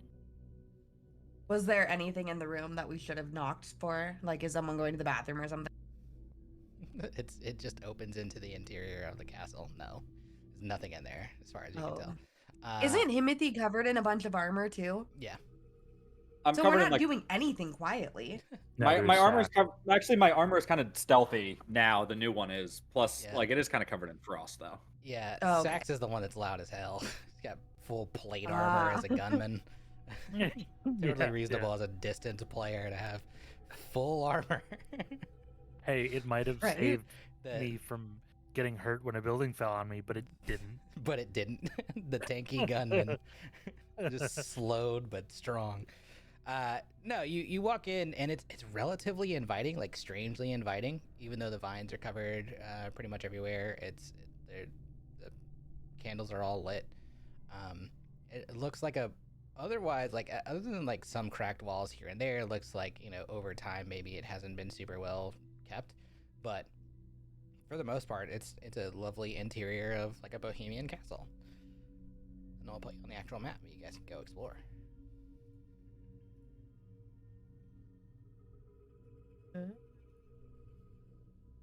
Go where you want to. I'm only seeing a fog of war. Oh.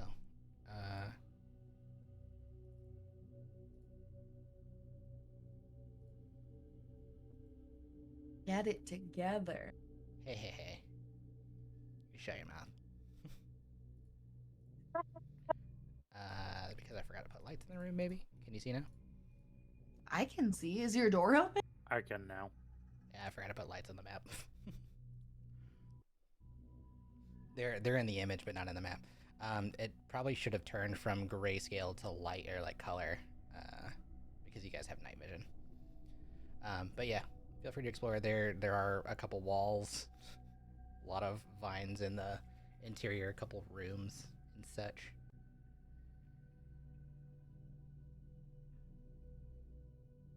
A lot of broken down things. Stairwell in front of you that leads up. What's broken around us? I mean, it looks like not well put together furniture and Cool. yeah, just like stuff that like I think at one is gonna time go was around good. mending. Everyone's gonna look We in a don't have this room time back for that. here. We need to find the. Well, I figured you guys are gonna be looking around, so I'm just gonna make myself busy. Does anything look distinctly valuable? Because if not, I think Leon's gonna try to hustle everyone through this room and into the next one. I was gonna say, do I see anything down here? It's a stairwell that leads down. Okay, I don't think we need to go down. You give me an investigation, I guess. Leon thinks there's nothing of value in here. All right, Leon's gonna just start. I think we should just go up the stairs, guys. I don't know. I think we should get moving. I'm with you. Yeah, There's a that's stairway fine. down. I don't think that's where we need to go, but it's there if we need it.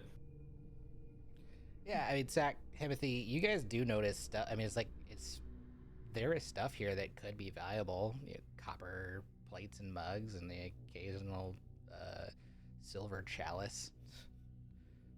Kind of random goods and wares, things that would have probably been in this kind of castle for a long time. Again, not well. Yeah, I don't kept. need to stuff my Silver's all pocket. tarnished and I was gonna say I don't need to stuff my pockets with clutter. yeah. Sack is Himbo's not after the absolutely money. gonna grab the random pieces of silver before anyone's like, "Hey, let's get out of here." Roll for me, D8. Okay. Leon's gonna open the door and like start walking through. Cool. I think he's just gonna follow. Yeah, You- Himbo's following Leon. You find 2 chalices, 3 forks, and 1 spoon, 1 serving spoon. Perfect. You just put them in your regular rucksack. Yeah. They start clanking around. Silver clanking on each other. Cool. Yeah, you guys head up the stairs, and it opens into a new floor. New floor. A new floor. Did I put lights on this one? I did. Yay. But you head up the stairwell, but like directly behind you is the stair that you came up. The hallway to your left seems to kind of be the only way around. You have to like step over vines and such to get there. Fenwick kind of leading out will take you around where he thinks you probably need to go. Disregard this tree that's somehow in the middle of the. Oh, here. I cutting got out a stuck little bit outside the every- building. Oh wait, I'm in. Maybe it's me. What'd you say?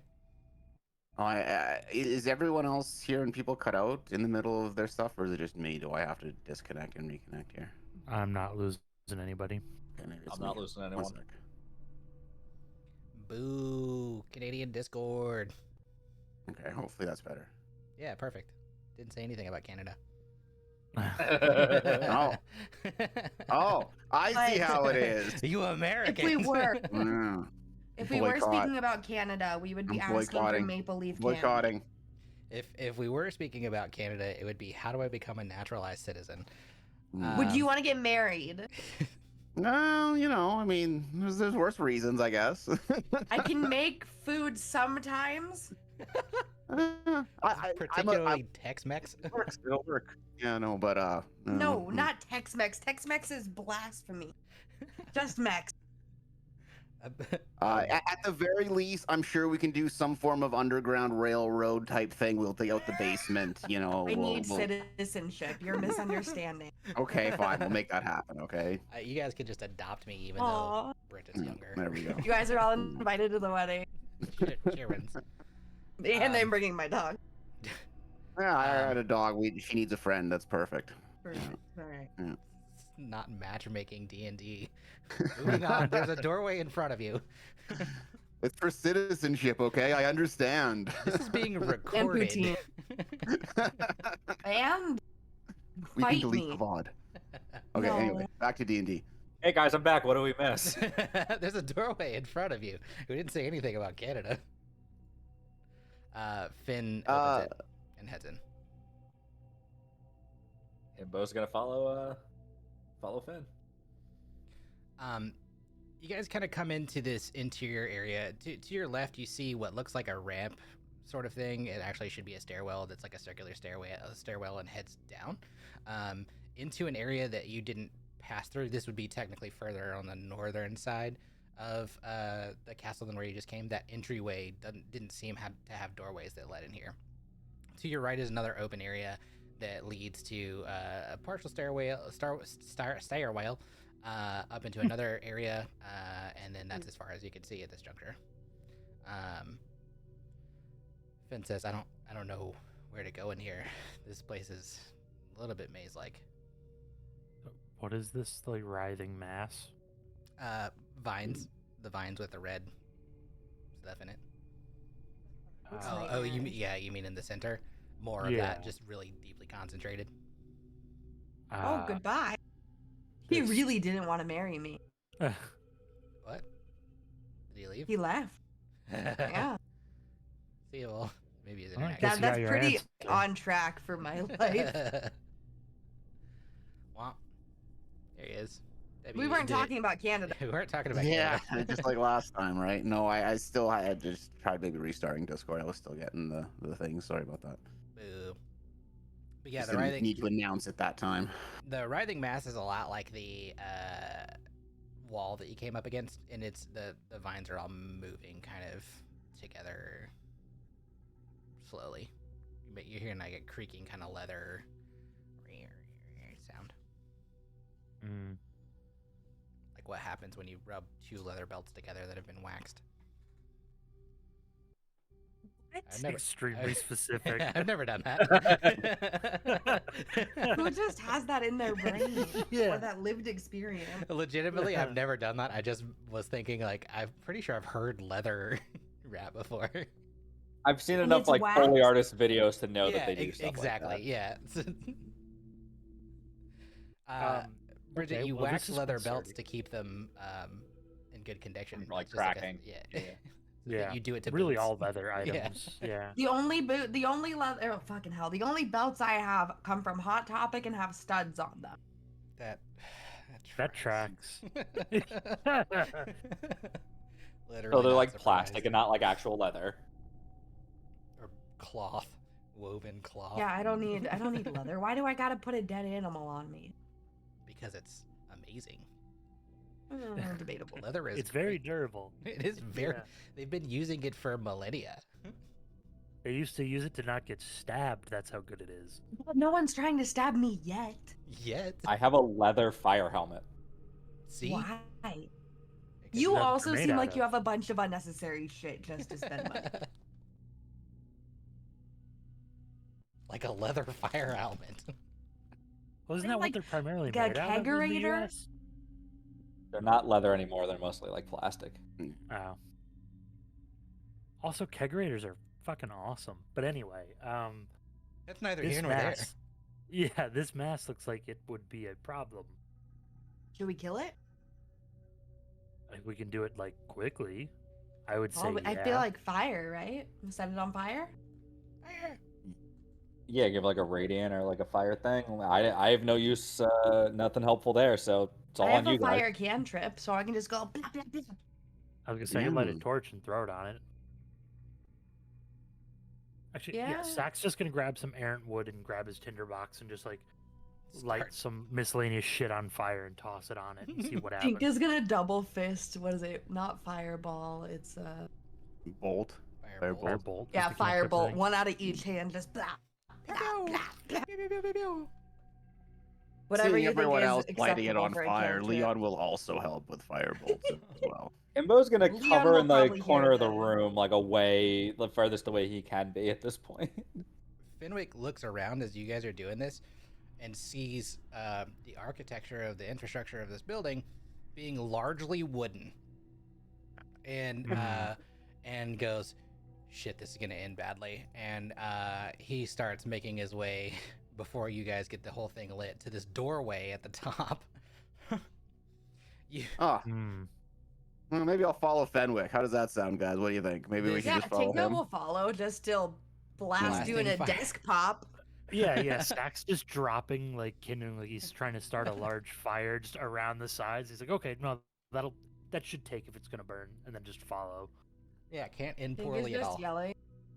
This is the cool part about being a wizard, guys. I can do as many of these as I want. This is how you He's start a walking structure backwards. fire. Um, Controlled burn, right? Tinko, what word is it for? Do you think the cantrip uses, like, what magic? word? Blap. Blap.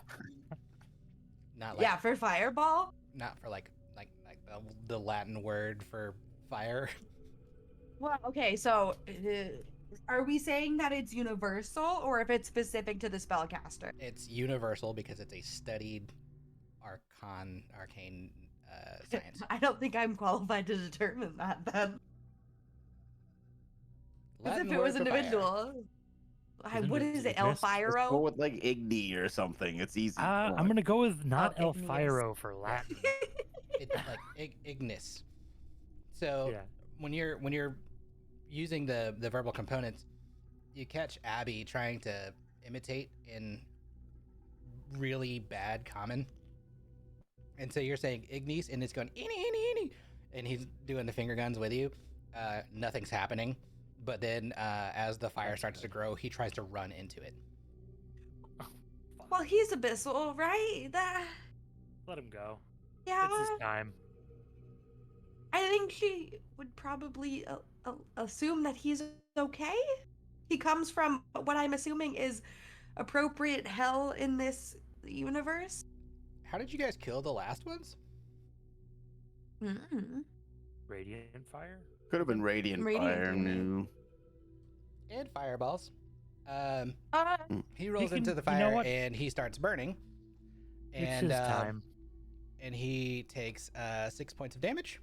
You've got 6 seconds. I'm gonna What do you heal wanna him. do? I'm gonna grab him and heal him. I'm gonna grab him and heal him. I'm gonna grab him the fire, take some damage myself and heal him. You take 2 points of damage and pull him out. Okay. And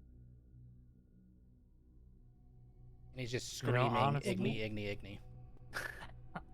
So he Honestly, really likes fire. It's survival of the fittest, and I don't think he qualifies. I think Motive Leon there. is gonna Okay. not really need to work and open the door. And He heals keep moving. 6. Okay. That's what he took, so he's back to full health. But you can see, like, reddening on his skin.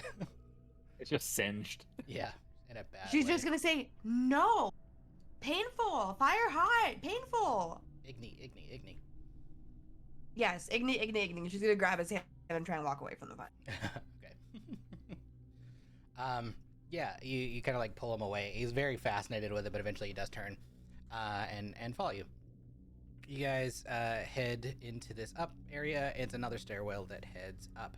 So you've got one in this corner that leads up, and then the one outside the other room, now beyond the fire, that leads down.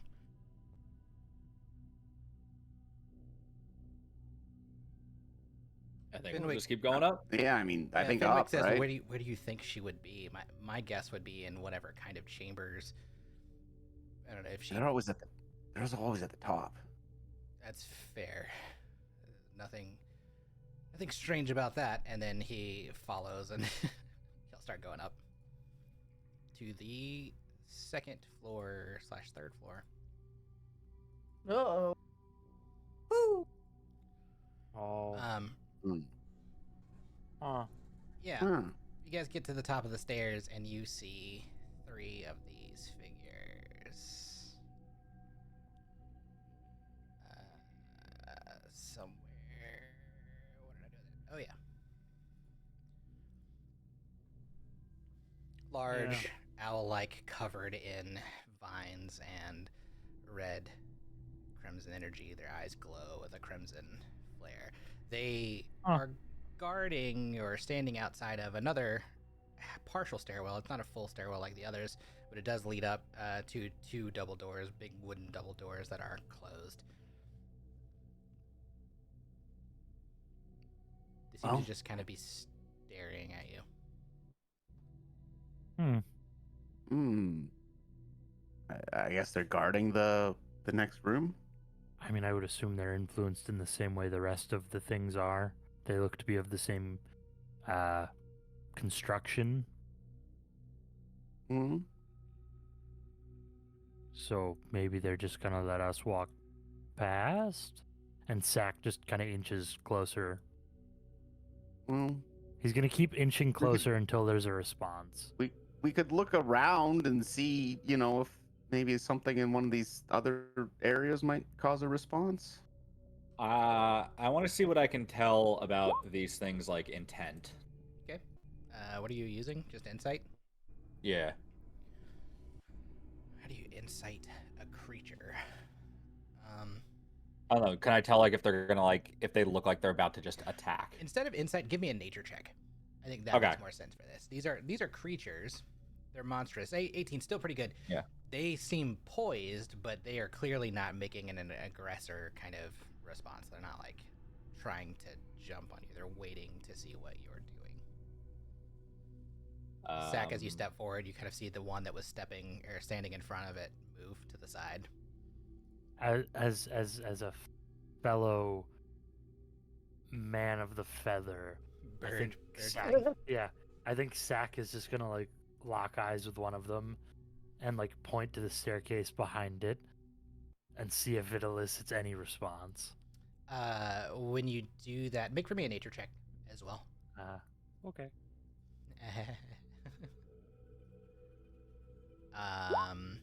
Yeah, it kind of bows. Oh.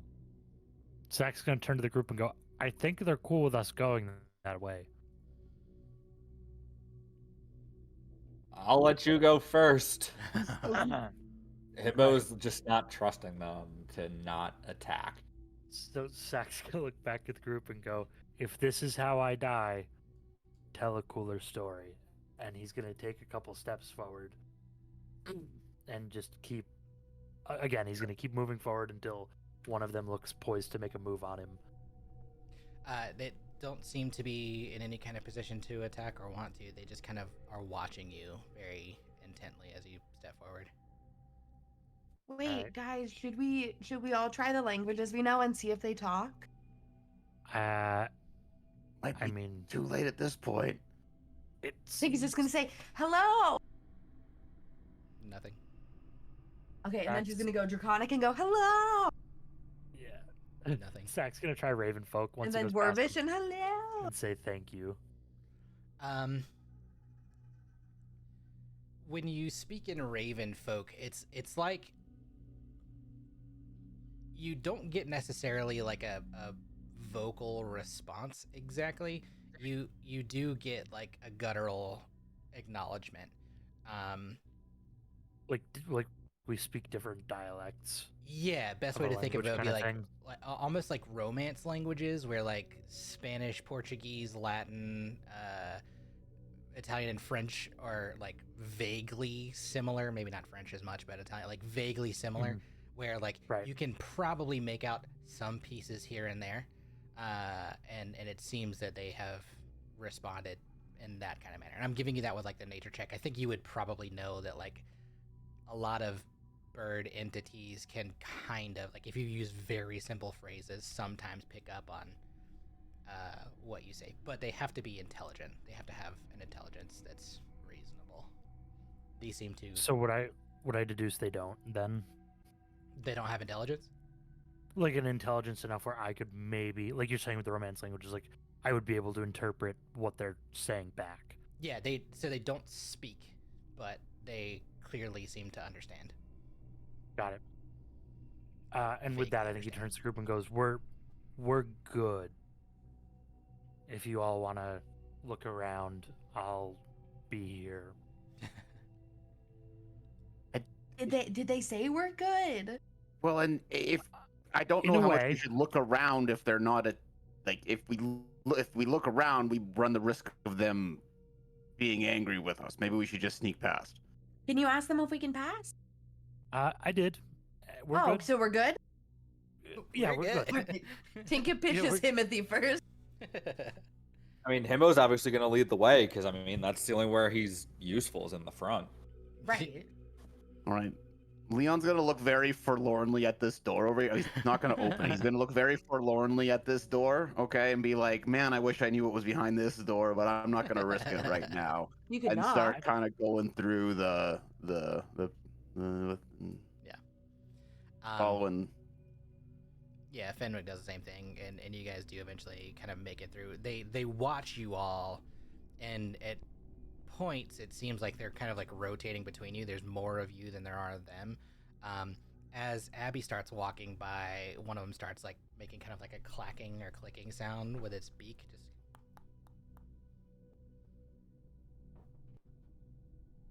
Just Does it hurt him? no, they're just chomping. They don't chomp at him, just in his direction. Interesting.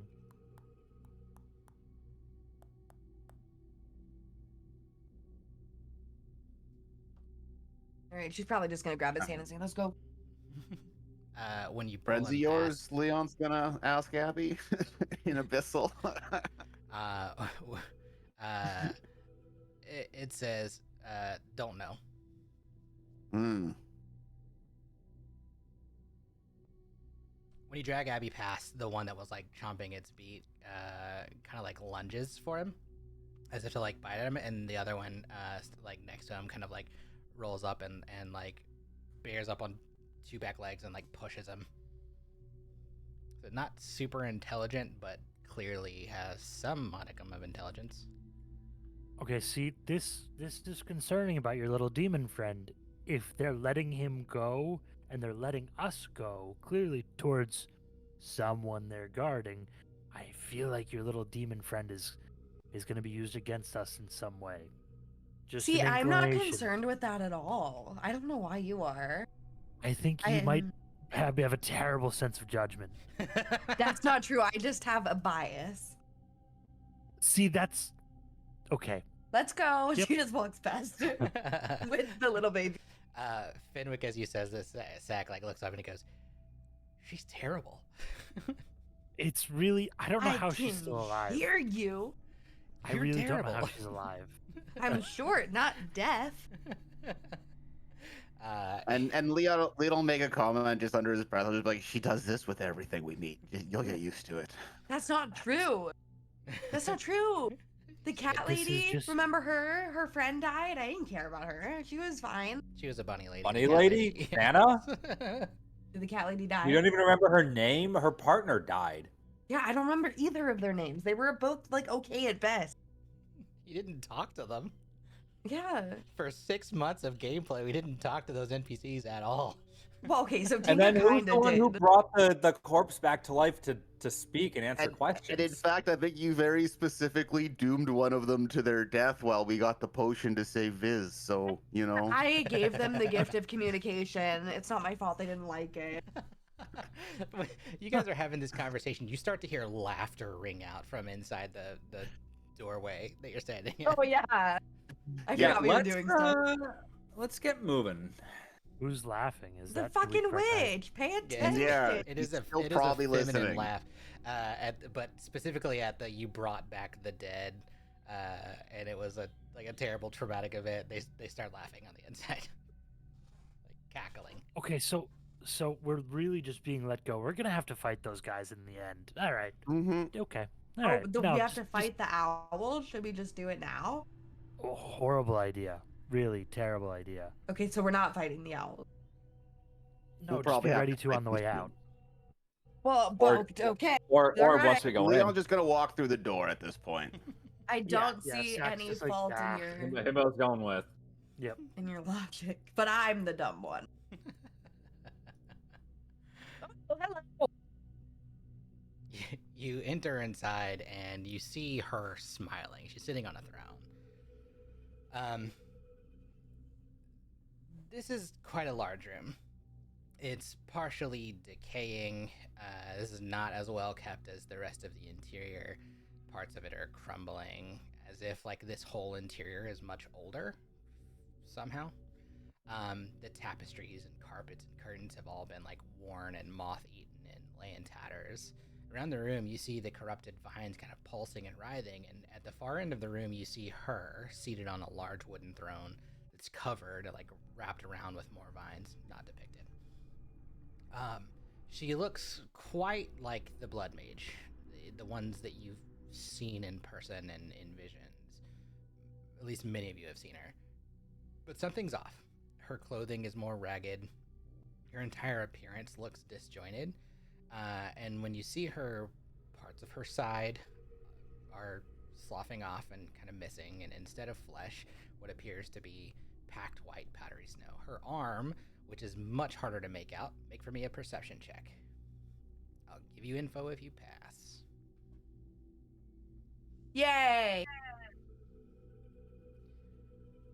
Yeah, Tinka, you're the only one that can actually see what's going on. You can, like, the ones with 19s, you can kind of see, like, she's intentionally trying to hide something. Tinka, you can see what looks like that same frozen bone structure from what existed on the dragon. Like, most of her arm is gone.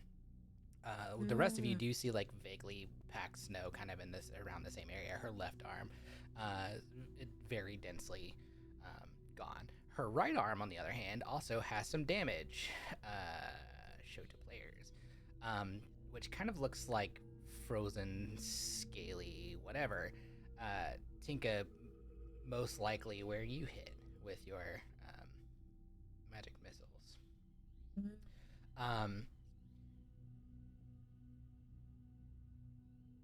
Her eyes are the same as Morrigan's. This red, deep crimson red, and blood pours from her eyes as if she's weeping blood. As you guys walk in, the room trembles as the corrupted vines pulse around the wall and floor. The black vines twisting and spreading, like kind of reaching across the floor. The Harrower stands from the throne, her eyes gleaming with malice that are like shadowed and twisted, and her mouth twists into kind of a mocking grin. As she does, I need everyone in the room to make a con saving throw. The DC is 14.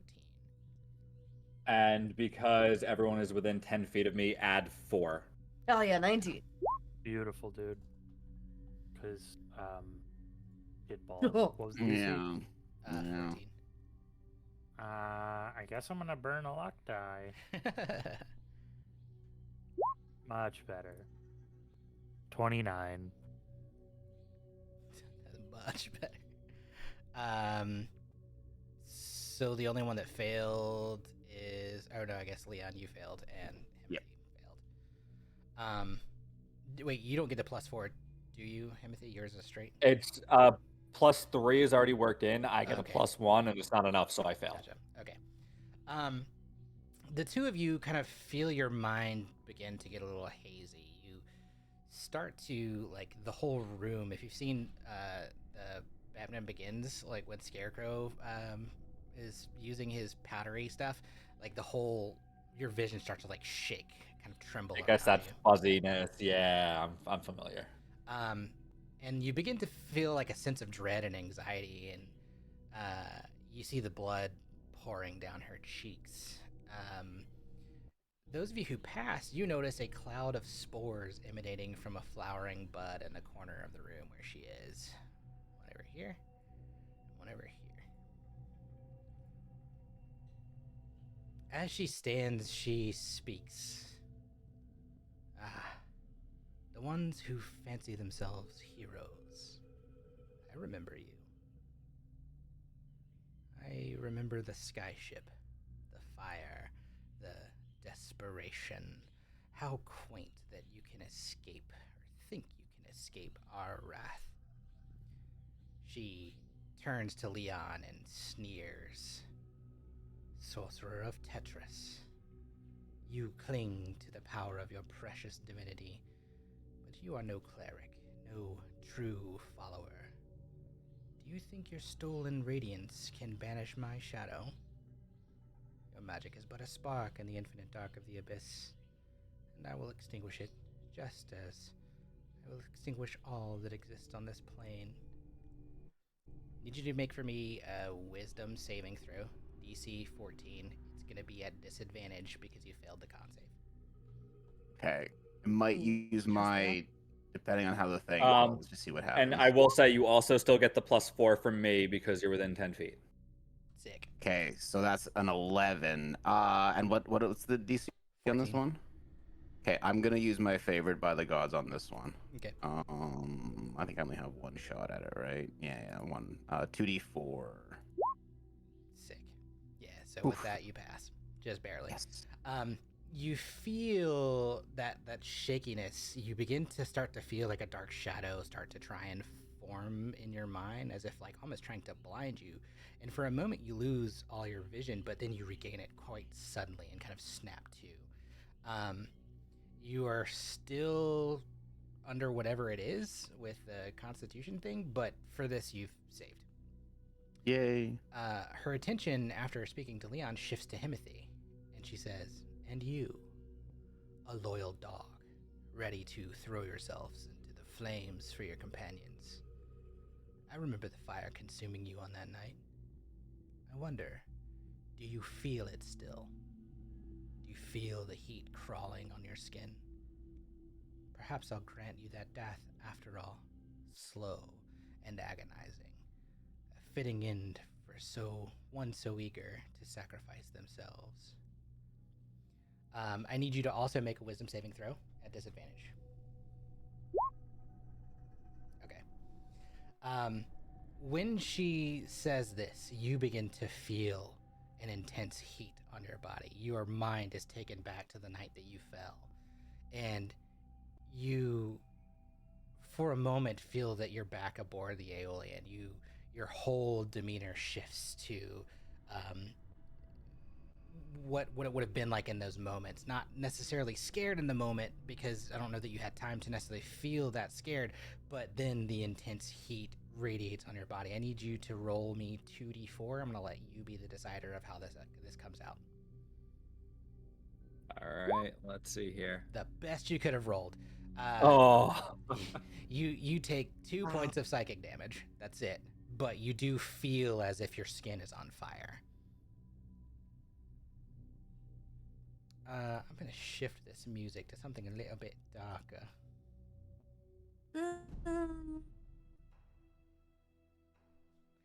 Her gaze shifts to Tinka, her expression darkening with hatred.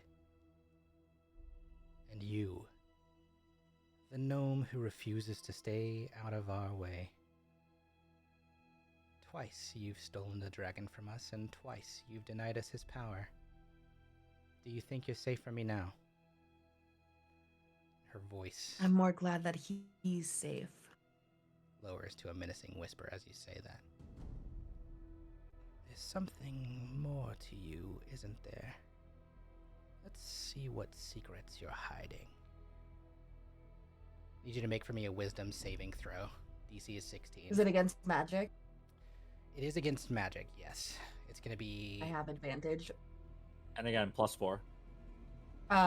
Does it mean that's one straight roll if everyone else was at disadvantage, or do I get to keep my advantage? You succeeded, didn't you? I haven't We rolled were yet. at disadvantage No, on like ours con because save. On the previous page. Oh, failed I our succeeded con. originally. So Yeah. for you, it is advantage, yes. Damn it. So 26 is the highest. Um, I'm adding his +4. yeah.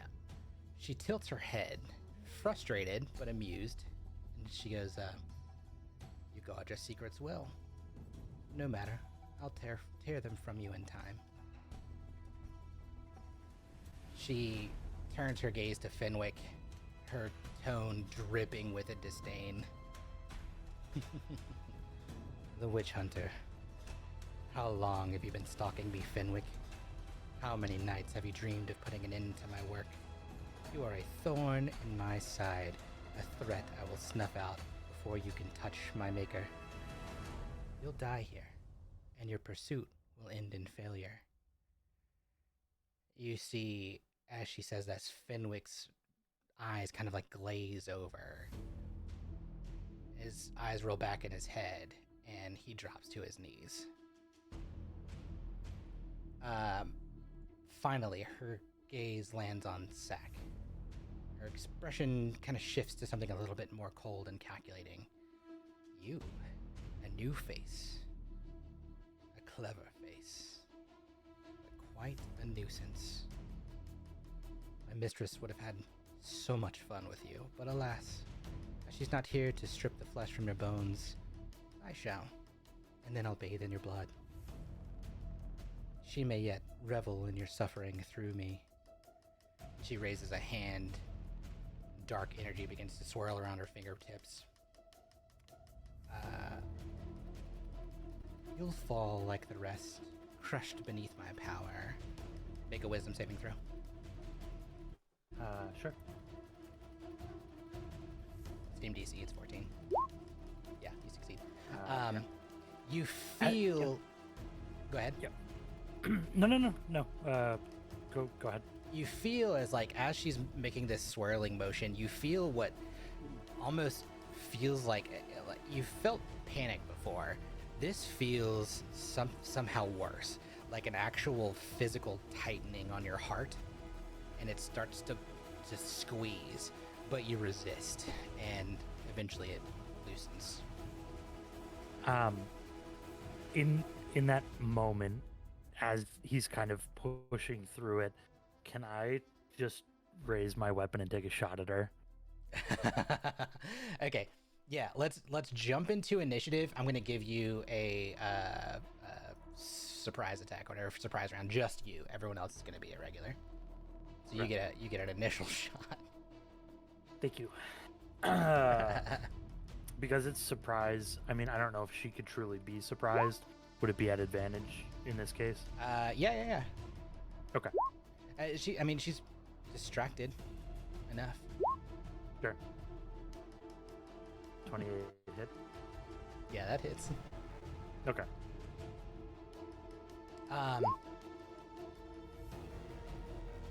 Yeah. So as he takes the shot, kind of sloughing off the weird feeling like there's a physical squeezing out his heart, he's just gonna go, "You talk entirely too much," and take the shot.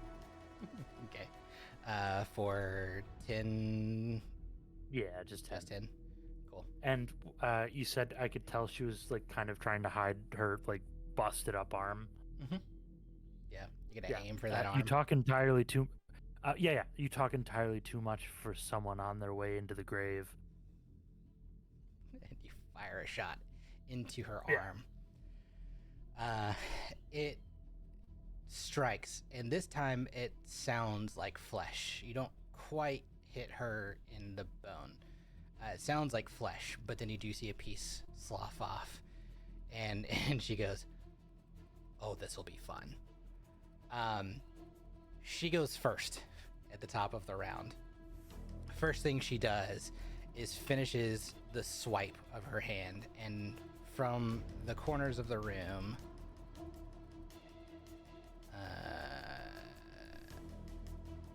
3 ghoulies, 'cause that's what I've called them, kind of form from puddles of blood on the ground. Their flesh and sinew come into being, and they're snarling and growling. She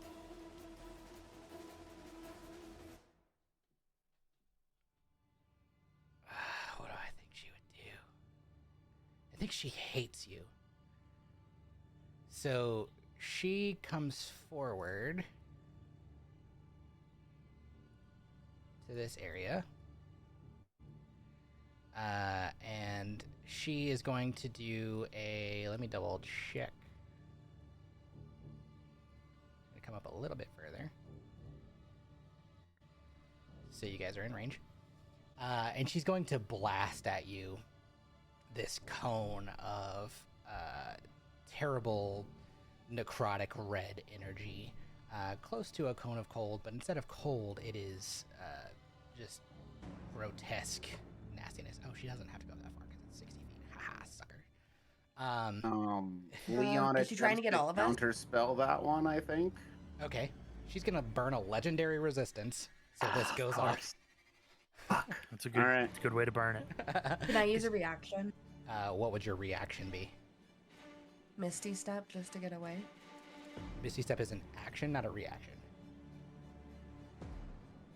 Okay. It would tell you if you have it as a reaction. She's gonna hit all of you. And you're going to take. I'll roll this publicly. Everybody takes 13 points of damage. It's necrotic. It's necrotic. You take half. There's no DC or something. Anything? Yeah, I was gonna ask the same thing. Yeah, it's a con save. I Is should've it done that. magic? Oh no. Yeah, con save against an 18. And again, Yeah. everybody next to me within 10 feet has +4. So you guys take No, we take Not half, so, rolling like, good what saves is it, today at 7? all. 7. Yeah. Okay. And so she bonus action. She's gonna use the rest of her movement to duck behind this pillar. It's standing there, and then she shouts, and from behind you are the 3 Harrow beasts that step into. Knew it. I told you. But I'm the dumb one. They're going to be off the map. They're not actually in here yet, but you hear them coming through the door. That's it for her turn.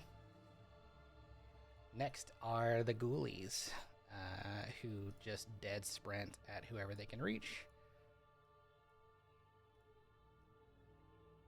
Oh, sorry, little guy. You don't sound very sorry. No, he would be with me. Why is he over there? Because that's where he is. This middle one's gonna run up into this hole right here, but he doesn't get a go because that's all of his movement. The first one taking a swipe at Himothy. You have such a high AC. I need this to be high. It's a 13. That'll miss. Next one is coming at Little Man with a 14, which hits No. for 12 points of damage. And what you see is its claws, these sharp, jagged fingernails, begin to tear into Abby's flesh, and Abby falls to the floor.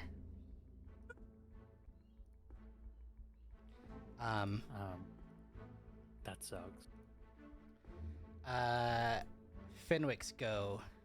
Fenwick is going to risk an opportunity attack and come over to be able to get a shot off on her. Let me roll for the ghoulie real quick. Only a 13. Fenwick is fine. And he's gonna shoot. What you see him do is he holds up a bolt. He holds up the crossbow. There's a bolt already loaded. He holds up the crossbow and he whispers something. You can make for me perception checks if you want to, and then he fires. 2 shots. First one misses. The second one hits. See how stealthy he is. At 20. You don't hear what he says. Sorry, I wanted you to. It would have been cool. Okay. Yeah, go, So go I ahead. sorry. So I have a reaction ability, skirmisher, to move 15 feet when someone ends within 5 of me Okay, yeah, you without can do provoking an opportunity attack. that. Love that. So, yeah, I didn't want to interrupt your flow. Sorry. You're totally fine. You're gonna see 15 plus 7. Okay. Whatever he did when this, I met him. huh? Never mind. I'm muttering to myself. Sorry. When the bolt strikes her, it flashes with this brilliant yellow light, and she screams in pain. He just hits her in the upper shoulder, and that's it for his go, because one of them missed. Next are the Harrow Beasts, who come crushing into the room. All 3 of them. One's going to attack Tinka. One is going to attack Leon. 2 are going to attack Leon.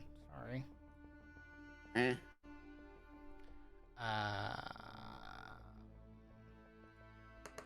Tinka, 17 to hit. I don't think it's gonna hit. Hold on. I have the thingy. Your I have AC shield. is 14 plus. Is it I have 3? shield. Hold on.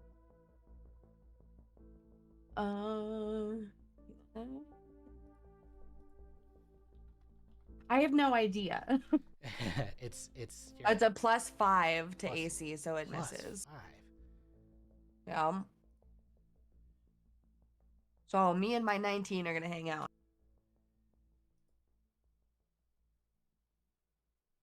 Wait, hold on.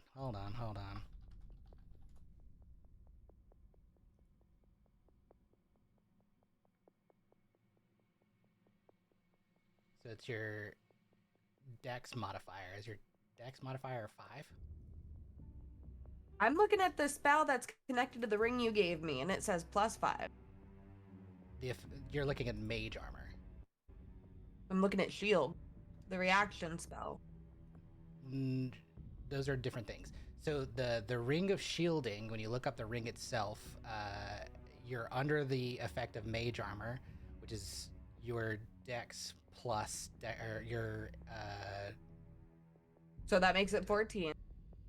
Shield is a reaction that gives me +5 to AC, and it's also part of the again. ring. Those are different spells. It's not the shield spell. It's the mage armor spell. Those are different Okay, things. you're not listening, Britt.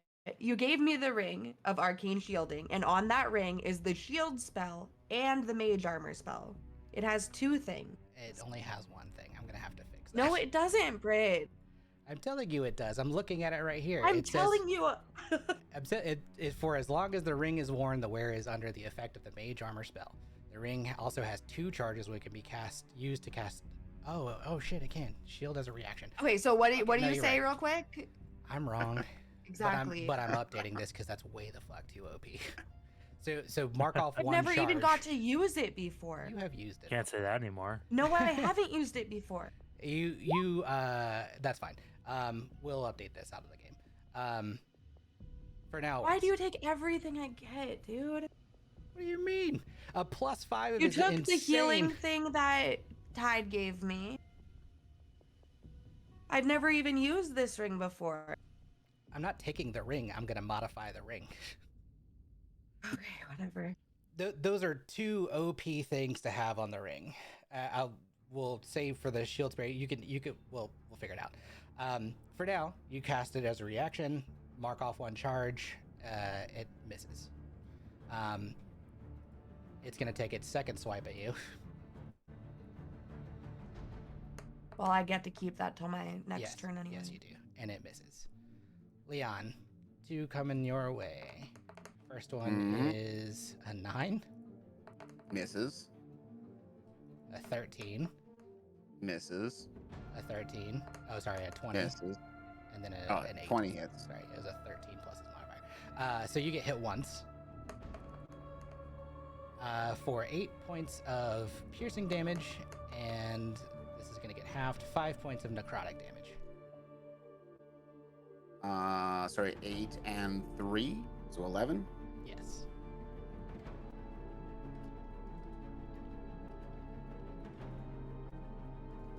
All right. Can we roll initiative yet? Yes. Yeah. Sorry, you should have. Oh, I don't think I did. I rolled mine prematurely before we got Okay. told to. Gotcha. Mine from before is a 9, and because of the armor, I add a 1d12 to that. Sick. So mine total is, I guess, 20 on the initiative. Oh, sick. So you actually will go the same time as the harrower. So before the ghouls, you would have been able to do something.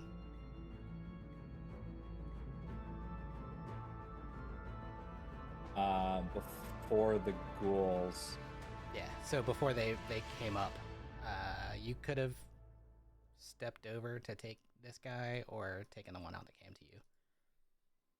Well, you would have to move forward actually to this location. Yeah, I would have had to move forward somewhere, So, so I'm like, just trying to there. think, how do we resolve that? Yeah, this one. We'll say this one didn't get a chance to move if you stepped up to it. Okay. And then, so we'll just take a normal turn. So I guess I'll just give it a swing of Elantari. Cool. 10 probably misses, I'm guessing. Nah, that misses.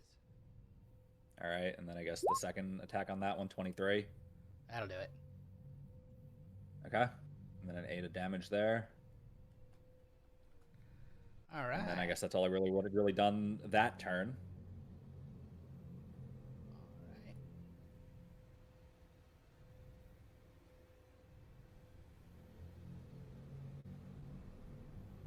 Juggling a lot of things. Bridget, can you roll? What is this called? How am I drawing a blank? Initiative. See where you are in the lineup. Yeah. Thank you. Thank you. So you actually go ahead of the Hero Beasts. So before they would have attacked, you would have been able to move. It still would have been an attack of opportunity. No. They wouldn't have been in here yet. They would have been coming in the door. They didn't move into the room until their turn. So you could have moved elsewhere if you think it would have gone differently. It doesn't matter. Okay. Then you can take a turn. It has to pass a con save of 15. A bird thing next to me, and it'll take 9 if it doesn't. It only got a 9, so it takes 9. And then its next weapon attack roll has disadvantage. Sick. Leon. Do you want to move anywhere, Bridget? No, I don't care. Okay. Leon, you're up. Okay.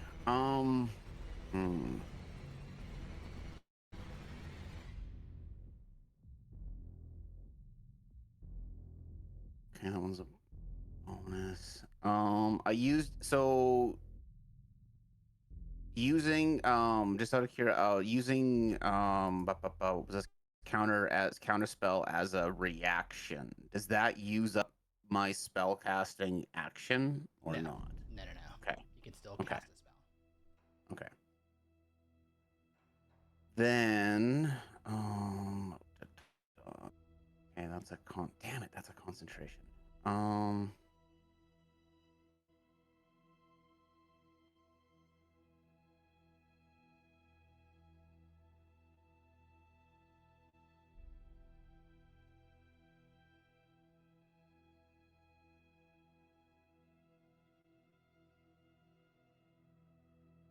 Well,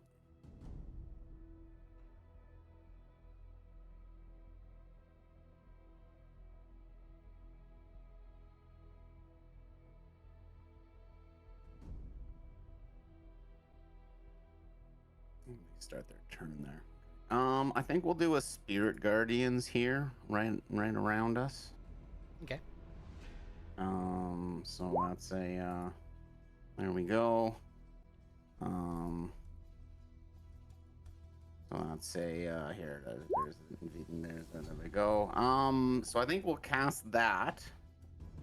So we can do some damage to everything that's around us when their turn starts. Okay. But I think that's about the best I can do for the moment. That's your action. That's my action.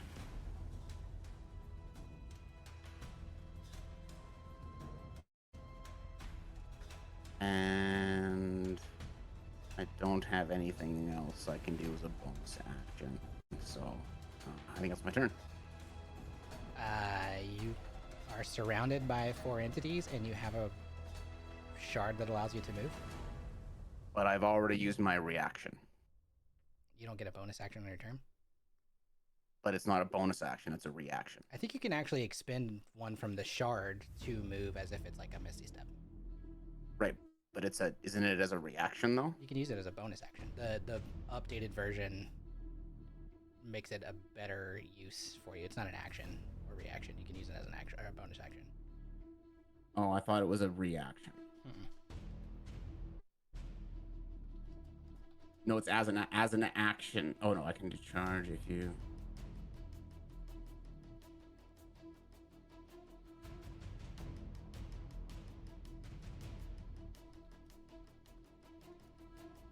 Oh, when discharge, no other. Okay, well, but then, well, I mean, at the same time, the spell I cast is useless if I move now. So, I mean, I may as well just stay where he is. Okay.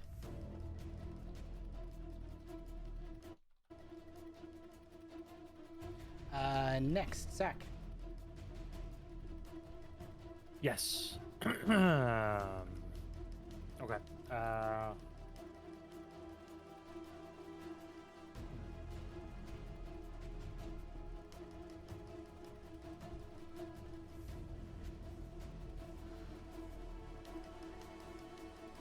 Let me see. Would being here give me an angle to a shot on her?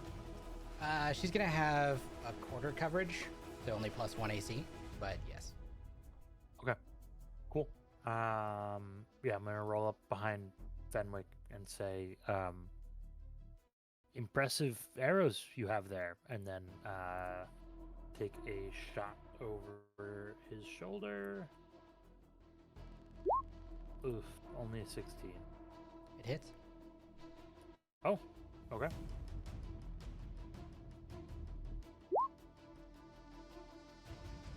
Damage. Mhm. And then was my surprise attack one of my attacks for the round, or how are you Unless I think your surprise attack went off before she knows technically where you are, unless you would have used like a bonus action at that point to hide again. She would know where you are, so no sneak attack for this one. It was simply because it was at advantage because I hit her on the last The first one. I had Yeah. advantage. Yeah. Yeah, but isn't the sneak attack a specific mechanic that you have to technically be in hiding, not just something that happens when you have advantage? You don't need once per turn you can deal an extra 1d6 if you have advantage on the roll. It does not say you need to be obfuscated at all. It's simply predicated on having advantage or being at point blank. Okay. But I mean, DM's discretion. If that's how you want to play it, totally cool with me. I'm fine with it. We're good with it. I say yeah. Go for it. Okay. Cool. Then I will make my second attack. Sick. That'll do it. Jesus. Yeah. So that was movement. Both my attacks. Yeah. Yeah. That'll be my turn. Amazing. At the top of the round,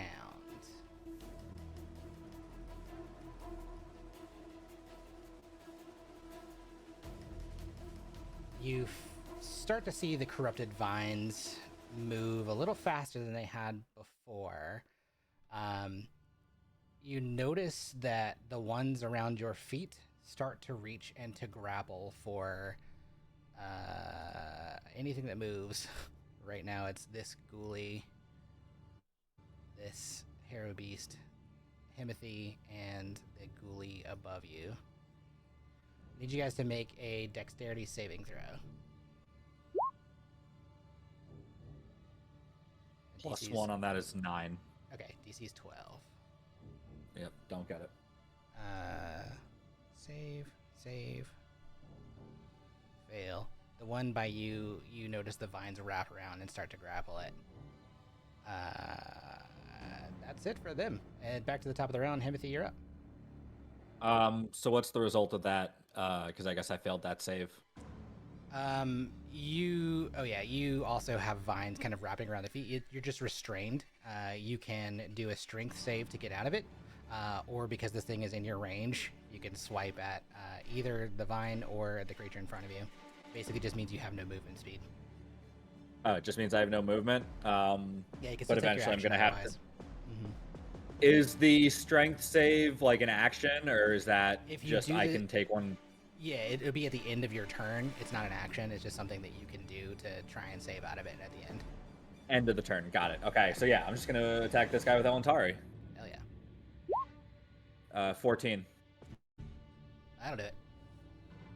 for 11, and then I guess I'll take my second one. Let's see here.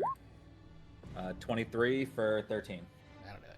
Yeah, so you take these 2 swipes, and as you do, it falls to the ground, just a sloshy thud.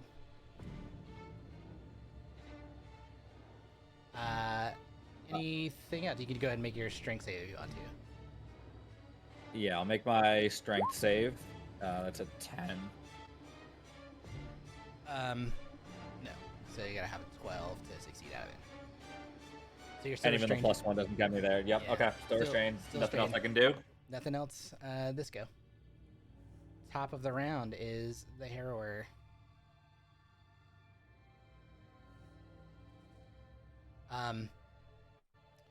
You see her.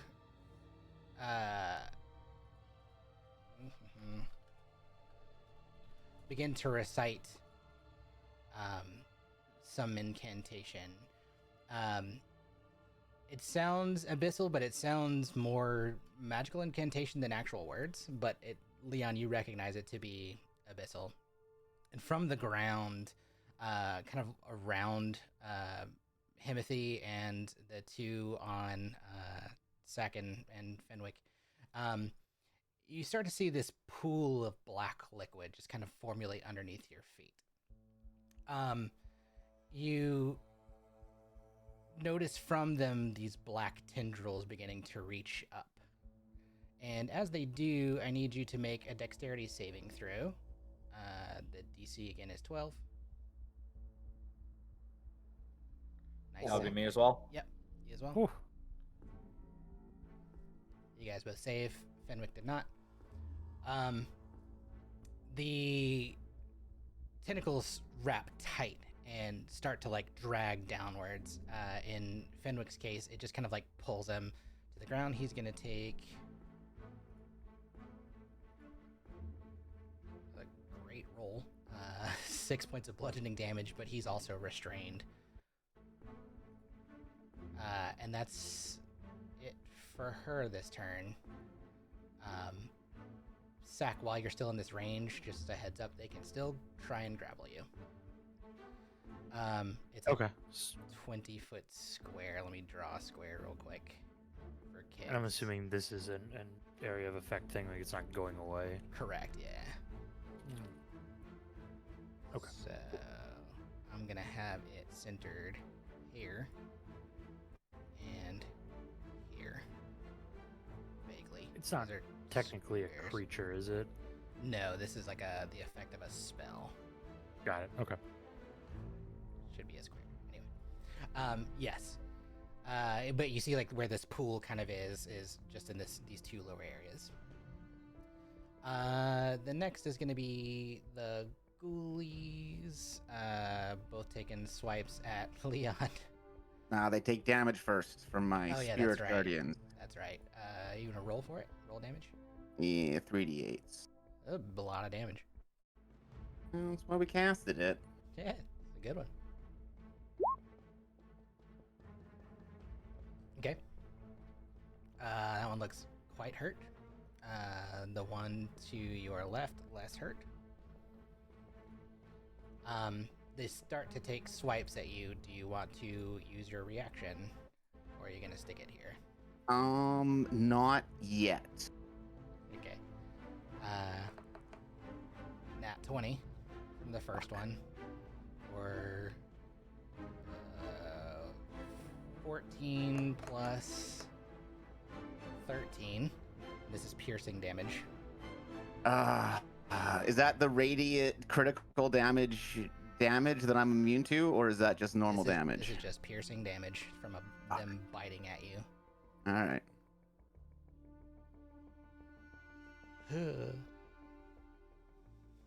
I rolled really good on that. Leon's down. Oh god. Okay. The next one won't go for you then. It's going to run one for Tinka.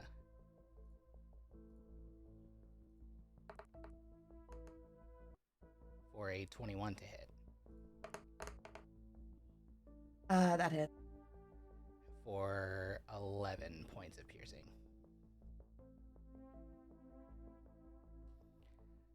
It's making a terrible, but it's your turn. I'm going to. Which one's Leon? The white-haired one? Yeah, to your right. And he's down? Yep, he's unconscious. Oh, fuck. And both of the owl things are still alive? All three of them are, yeah. I only see two.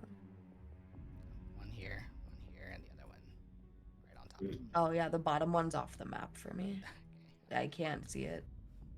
Keep his little nose pointing out.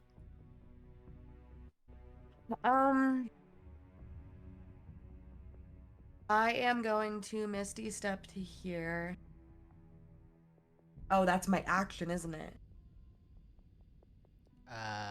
Is it delineated as an action or a I'll bonus Misty action? Step to there and just. I don't get a bonus action, I don't think. Cool. So I'll just end my turn. Okay. It is Fenwick's turn. He's restrained. So he's going to take a shot at her anyway. Actually, seeing Leon go down, no, he's not. He's going to turn around and fire at these.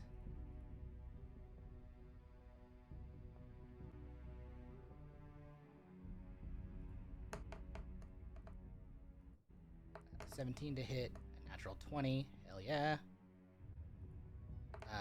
This first hero beast goes down. And this goes down. Both hit. And then he's going to make a strength save to get out. He does not get out, so he's still restrained. Leon, make for me a death save, my friend.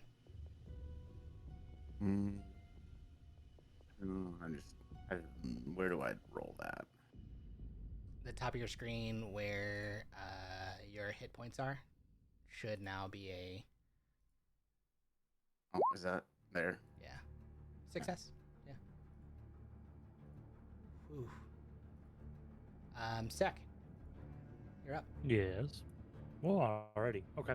All right. I'm gonna just turn to Fenwick and go. Do you want help getting out of here, or do you feel secure where you are?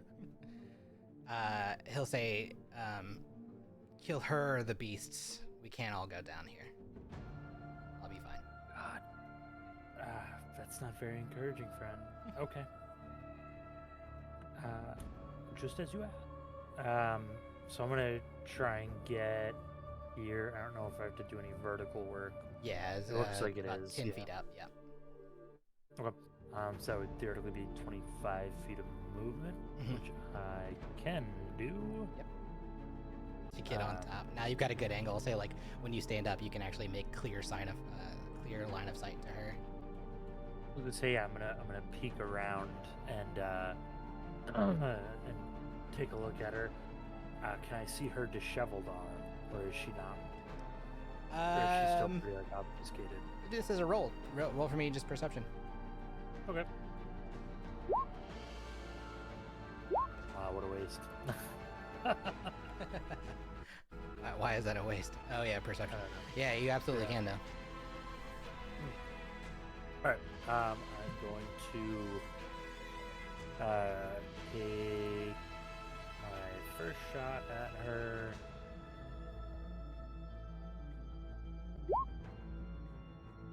$14 hit. Just barely. Oh, okay. Oh wait, no, never mind. 15. Put in the wrong one. Sorry. Nope, you're okay. I'm gonna burn my last luck point and try and reroll that then. Sick. Oh yeah, that'll do it. 8 plus 5, so 13 points of damage there. Mhm.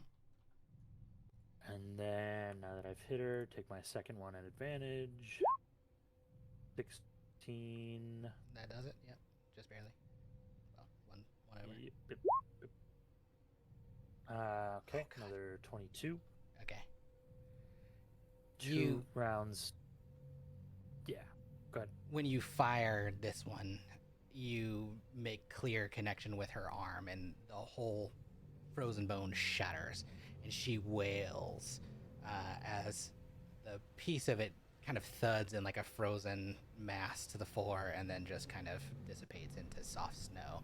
At that, you see her eyes, the blood frosts over, and she says, "You'll die next." You can finish. I wouldn't count on it. Yeah, I'll yell, I wouldn't count on it, and then 25 feet of movement, so I have 5 more feet of movement. Can I just drop back down? Sure. Yeah. All right, Avoiding the I'm gonna tentacles. drop back down. I'm gonna drop back down into this space and then try and hide. Okay, cool. Yeah, roll for me a stealth. Sure. So like at advantage because now you're on the other side of a wall. Okay.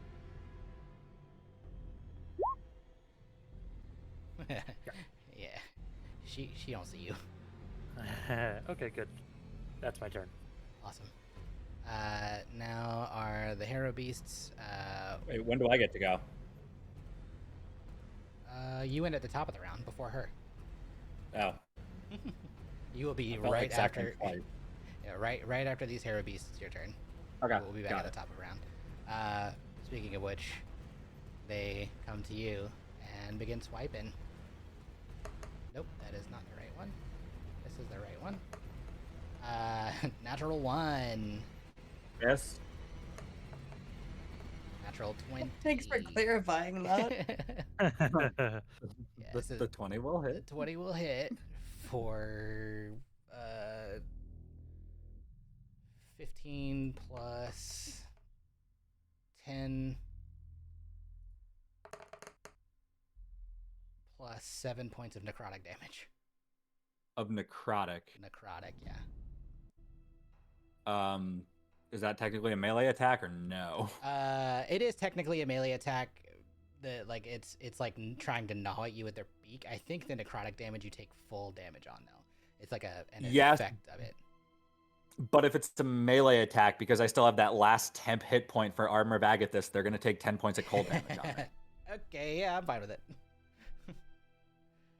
But otherwise, what am I taking there? 25 plus 7. 25, 7 is 32. Okay. Yeah. Still up. And they take 10. Yeah, they take 10 of cold. Cool.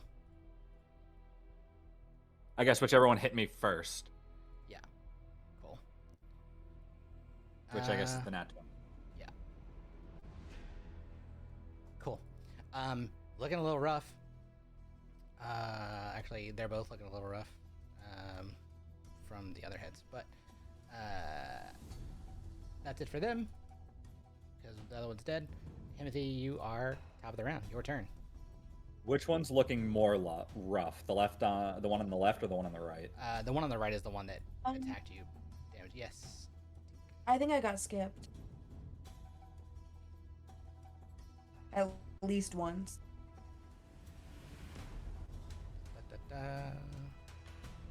I don't think so. This round you misty stepped and then moved out.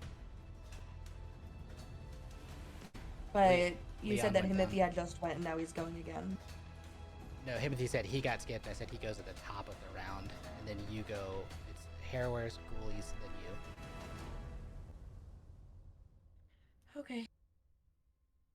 All right, so I guess I'm just going to attack this guy. We'll just swing Elantari. Cool. Let's go 19 for 7. That'll do it. Still all up, but like very hurt. Let's do another one, 24 for 10. That'll do it. Yeah. You slice, carve through it, and it goes down.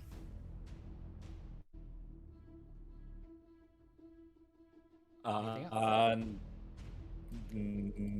No, but I guess I'm just gonna roll my strength and see if I get out of this. Cool. 11 plus 1 would be Just 12. enough. Yeah.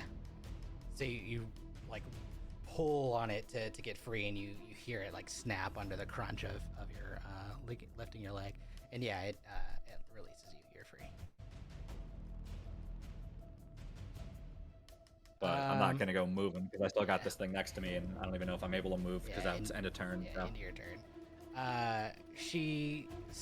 It's the heroine's turn. She steps forward, and seeing Fenwick, whom she hates, and let me pick a perception to see if she sees that. She does not, with a 3. She's only gonna go for the witch hunter. With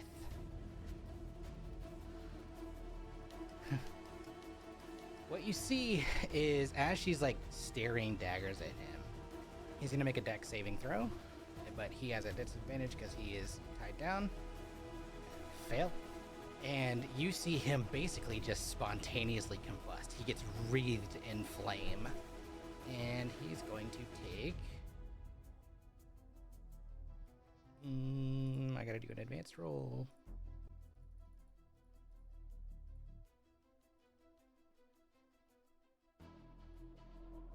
$31 points of damage, which is heavy, but as he's screaming, he's gonna make his save to see if he gets out of it, and he does this time. Oh wait, that's not his turn. He will do that at his turn. So he's just screaming in flame, and she says, at the very least, you'll burn for this. And then it's the ghoulies, who that's just one ghoulie now that comes for you, Timothy. Takes a strike. Only for 17 to hit. A hit? 17 will miss. Yeah, so not enough. That's it for it. Now, Tinka, your turn. The witch bitch is still standing. Yeah. All right, I will. Second level magic missile, so that should be another 4. Awesome.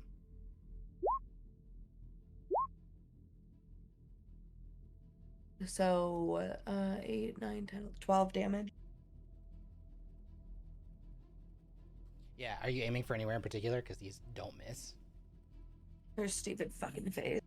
And okay, you hit her in the face, and she takes like blast after blast right in the face, and you start to see as she's getting blasted right in the face.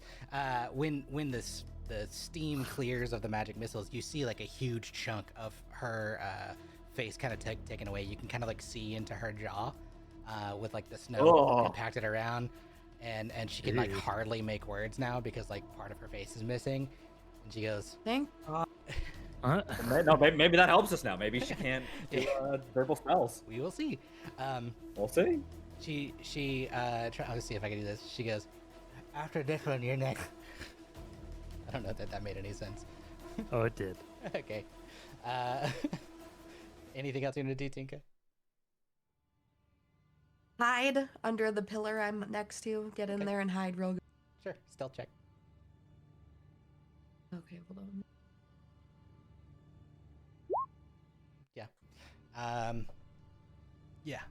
It looks like after she got hit in the face, she didn't see where you stepped.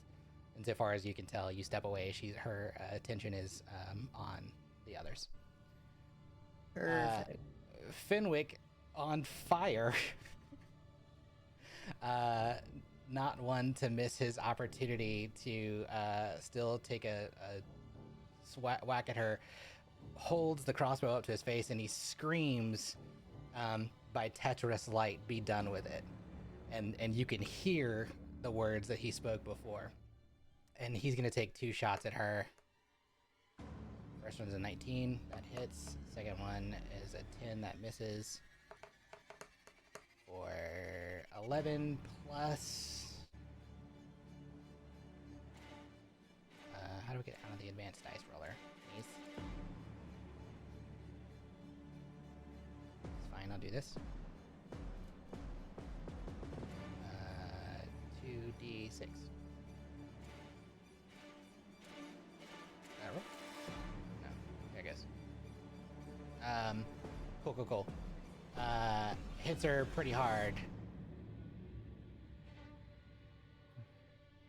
And then it's Leon. Another death save, my friend.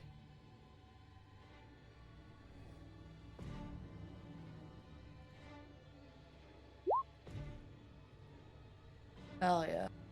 Yeah, That's good, right? Another success. That's Yeah, two with successes. one more success, he becomes stable. He doesn't have to roll anymore. Sack, Yes, sir. you're up, my friend. God, do I have anything to like fucking put Fenwick out? He's saved. So he. Oh, he's not on fire anymore. Yeah. Okay. He saved out of it and then also moved. I should have done that. Yeah, he's good. Okay. Cool. Feeling pretty hidden, knowing she seems to be focusing on him right now.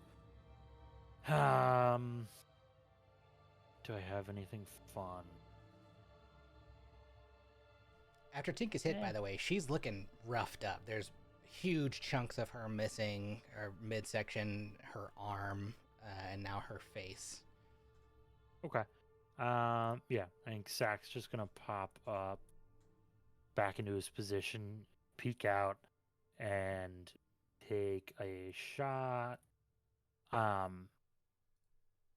Would being hidden incur advantage here? I don't know. Yeah. So that's Okay. I'm getting that mechanic from Critical Role. So basically, if you're coming out of hiding, you get advantage. Very cool. Thank you. Hell yeah.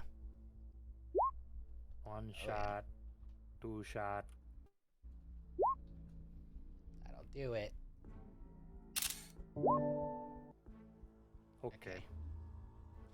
18 and 24. So the 18. Where do you hit on her? I think I'm just gonna try and shoot her in the face. Okay. Just very insultingly blow her fucking head off, or at least try to. Yeah, the first shot is like that scene from Terminator where you like blast into her eye and then like it's just like you see like a crater in her face. She screams, and then this is her HP with your second shot. At 19, so you're 24.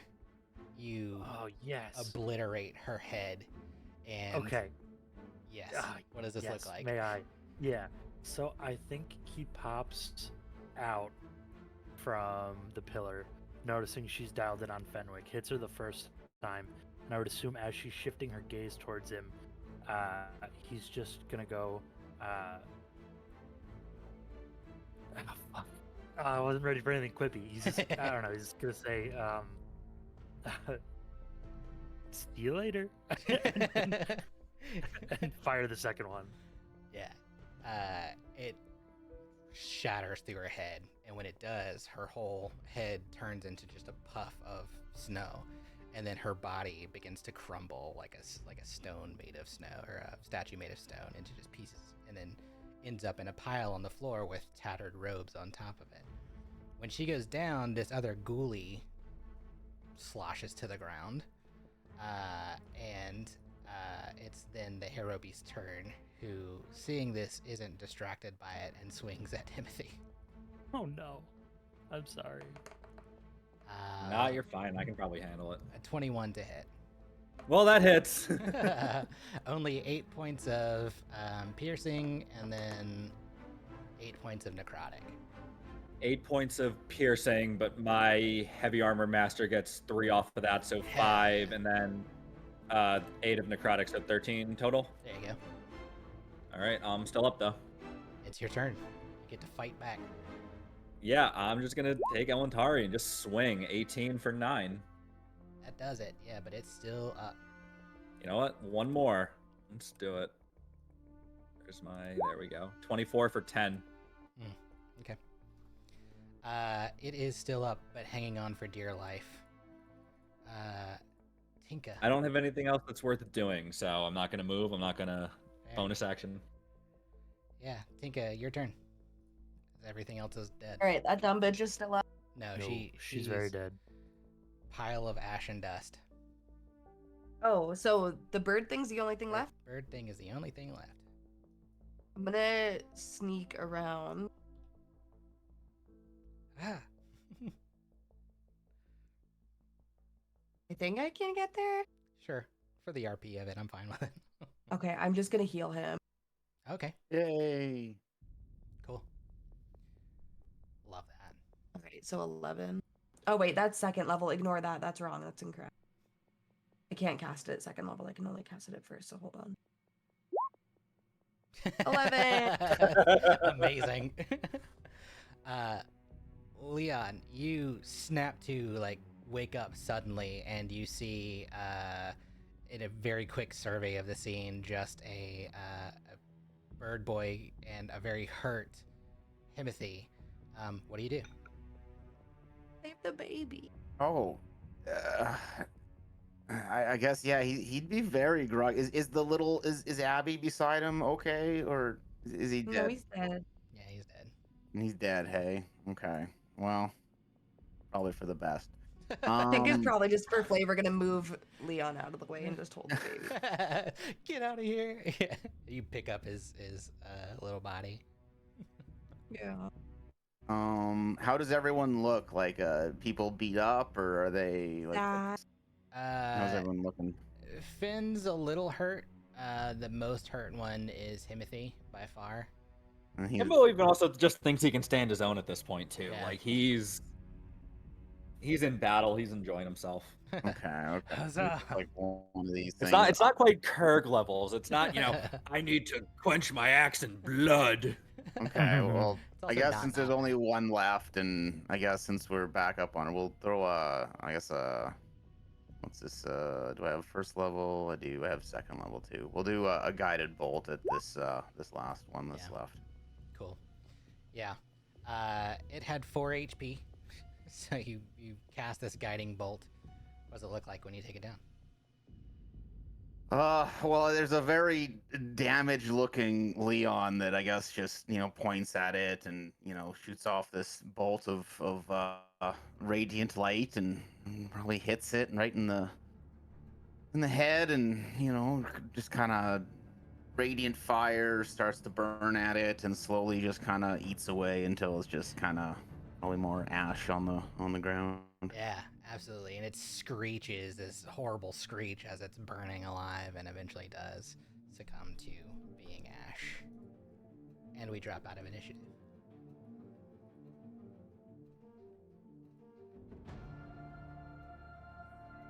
Oh, that was a fight. Yes, it was.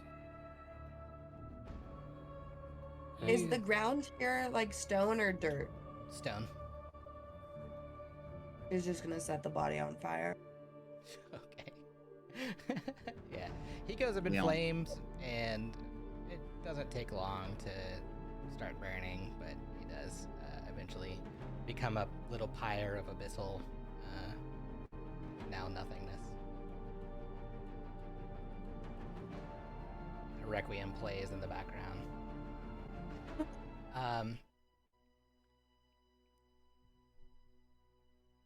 This. I inspect the remains. Yeah, give me an investigation.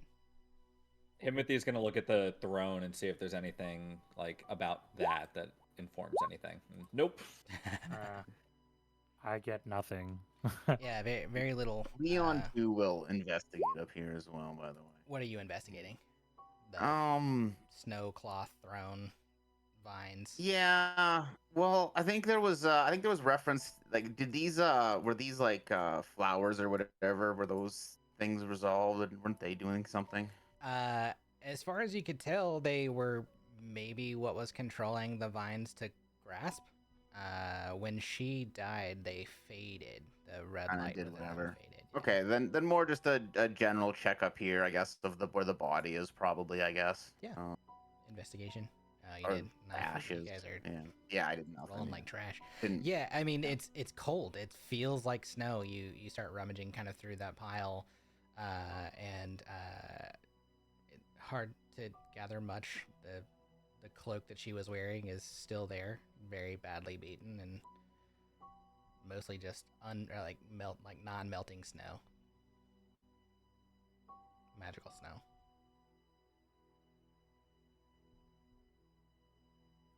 That cloak look any fancy, or does it look like a normal cloak? At first glance, I mean, it just looks like a pretty tattered, kind of feminine cloak. Could probably be mended. Hey, Tinka, you want to Yeah, mend this mending. one? Yeah. She's sad. She'll do it sadly. Sadly, when you go to touch the cloak, can you also make me an investigation check? Just because now you're touching it. Am I cursed? No. No, quite the opposite. You start casting mending and you're holding it and you feel this hard substance inside one of the pockets. And Oh God, someone pooped in there. it's got poop in it. You pull out this stone. It looks a bit like this. Unique colors. Oh, dragon tail. Ooh. Decahedral, kind of silvered, and then has all these kind of fragmented crystalline shifting colors throughout it. And it's on a small chain, but she didn't seem to be wearing it. Unique, though. Is this thing anything like Leon's like time crystal thingies? Is it anything like that? An Arcana check. While he does that, Tink is just gonna sit on the ground and start investigating it. Or identifying it, whatever it's. Perfect.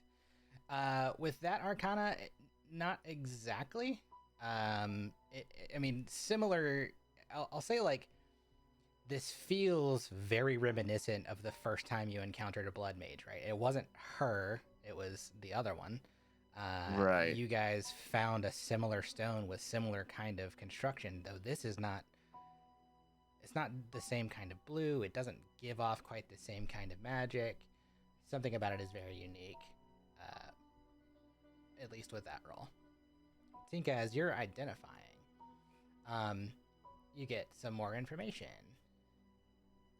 Once I pull it up. Nope, that was not the right thing. This is a jagged crystal formed out of and from chaotic energies. As you're studying it, you can kind of gather how these energies work. Identify kind of tells you about it, right? Like what the general gist of it is. Doesn't maybe give you all the lore or anything, but you gather that you can attune to this and use it as a spell casting focus. So in your case, you could use this instead of your book. The crystal is the only thing you would have to use because you kind of become inherently in tune with the magics that you use. It has this chaotic resonance, and every time you use it, you gather that it expends some additional, possibly chaotic magic from it. Mechanically, you roll a 1d6. If a 1 or 2 happens, I call it chaotic silence, where nothing happens. You roll a 3 or 4, you get what's called a surge of precision. You gain a +1 to your attack roll. And if you roll a 5 or 6, then the spell deals an additional 1d8 of the same type of damage that your primary thing is cast. So if you're casting Fireball, you get an additional 1d8. Outside of that, you gather that it's like raw chaotic energy also expels something else to occur. Mechanically, what happens is after your d6 roll, you roll a d100, and something in the realm of planar chaos will occur. It's a random event table, much like wild magic. The downside can be that it can be overwhelming, and you kind of gather that like this is probably not something that has ever really been mastered. So once you have used it, you do have to roll a DC 13 Wisdom saving throw or suffer short-term madness for 1 turn. Basically, mechanically, you lose your action if you happen to quote-unquote mishap with it. But Okie. yeah, cool little magic item. Yeah, no, that's exciting. I'm stoked. I'm just exhausted. And I'll send you the link for it. You guys looking around the room, even with your low investigations, pick up something in the corner. This figure on a carved stone plinth is this black obsidian carved item. How similar does this look to the black shards we've seen in the gauntlets at various times? Give me an arcana.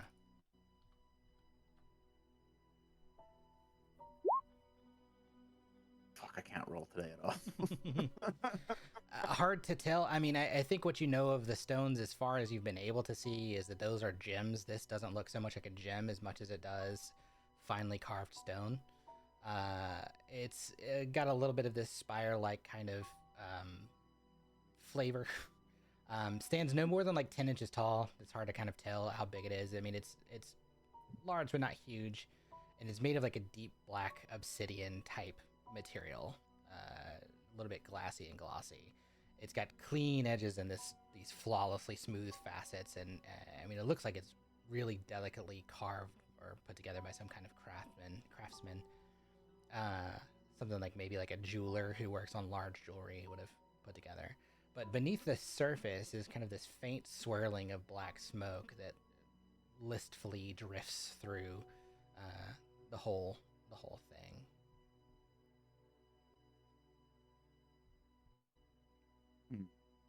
Timothy is going to do 2 things. The first is he's going to use Divine Sense on it. Okay. So just in general, and then see what picks up from Divine Sense from that. The item itself does not give off any kind of evil anything. There are remnants in this room that do. But the item itself is fine. The The second thing is he's going to ask Elantari, like, hey, have you ever seen anything like this before? You get back the word Verithier. What's Verithier? Seeing stone.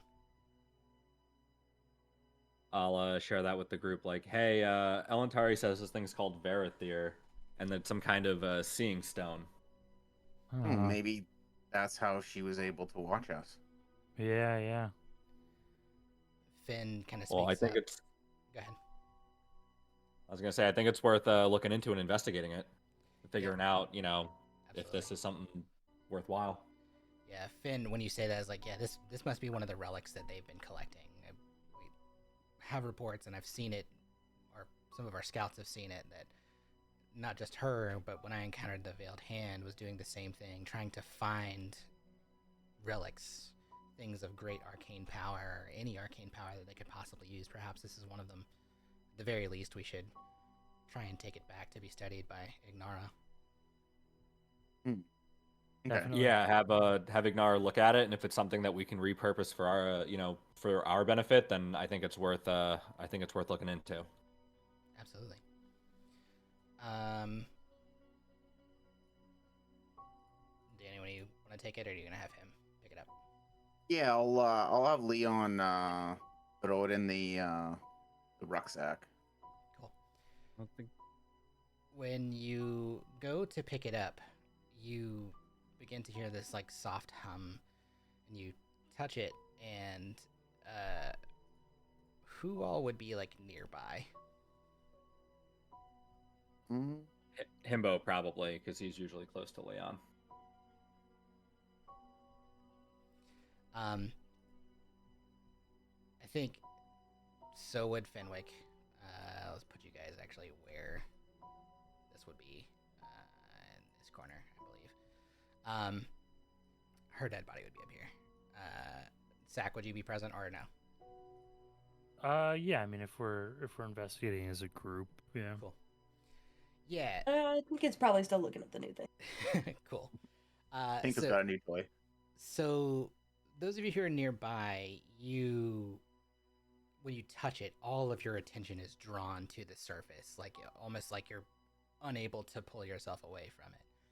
And the shadows within the Verithier begin to like churn violently and pull everyone into this fragmented vision. You all kind of, it's almost like you are looking into it as much as you are almost present in this new space. And the edge is like completely blurred and black, like as if it's swirling smoke. But through this lens, almost you're seeing this new scene. It's a war room, bathed in crimson light. Along the walls are these long crimson banners with a symbol that I won't say you don't recognize, but is probably a little unique to those who haven't directly encountered like the prestigious Crimson Guard. Most of the time they just wear the colors red. This, on the other hand, is bearing a black visage of a black phoenix, and in its talons are a woven iron crown. This.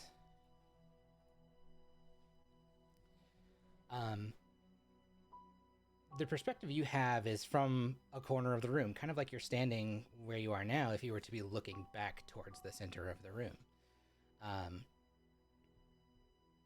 The far ends of the vision are blurred, and I need for you guys to make me a DC 14 perception check to like pick up what's happening here. Perfect. Oof. Himbo's just really focused on like this center mass of what's going on. The other two of you, and not Finn, also really focused on just the center. Leon and Sack, though, you kind of can make out a large wooden throne that's covered in furs. It doesn't look like the one that was in this room. It looks much more elegantly carved. And then seated in it is this large, commanding human figure, but you can't really make out who. In front of the throne are these maps that are spread across this large obsidian table. The red markings that are drawn on them are like tracing the movement of what look to be troops. Himothy, when you look at these maps, you recognize them immediately. This is Ilpathia. Oh. And as you're looking, you hear a door open at the far end of the room, and the light tapping of shoes. And as this figure comes into view, you see this regal and commanding female wearing a flowing crimson dress and walking swiftly towards the table. This person.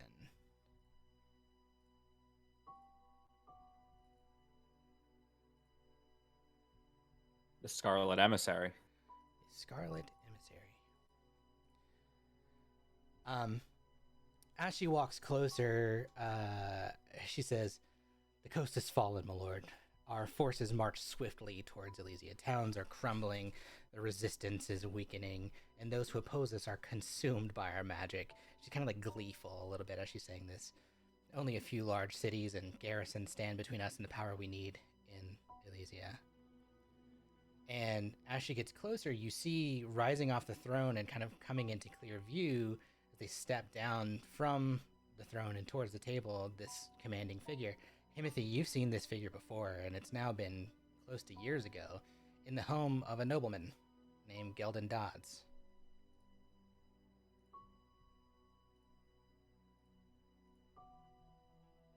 A man who goes by the name General Moncraven Raw. He remains silent as he looks and kind of looms over the map with his arms crossed. And without looking at her, he speaks. "And the devices." You see a flicker of uncertainty kind of come across her face. They're working, as expected. Our trial in Emberthrone was a success, though the battle was lost. Without the forewarning the city seemed to have, somehow due to the failure of our so-called allies. Otherwise, we would have been unstoppable. No city can stand against the type of onslaught we command, and with the combined power of the legions and our force of beasts, we can't be shaken. You see Rawl kind of finally turn his face towards her, and in a low and unnervingly kind of calm voice, he says, "You sound uncertain, emissary. Have you forgotten who placed you in this seat of power. You can see her stiffen in her posture, and the proud demeanor, the tall that she had, kind of slumps down a little bit, and her face kind of shifts to this almost grimace. She lowers her gaze. No, my lord. The fissures will hold, Elysia will fall as planned, as she designed, and then we'll finish what we started in the capital of Sarsia once we have the artifact. Rawl says, yes, as she designed. You can kind of hardly make out the look on his face, but it's stern when he glares at her. Make for me an insight check. DC is 15.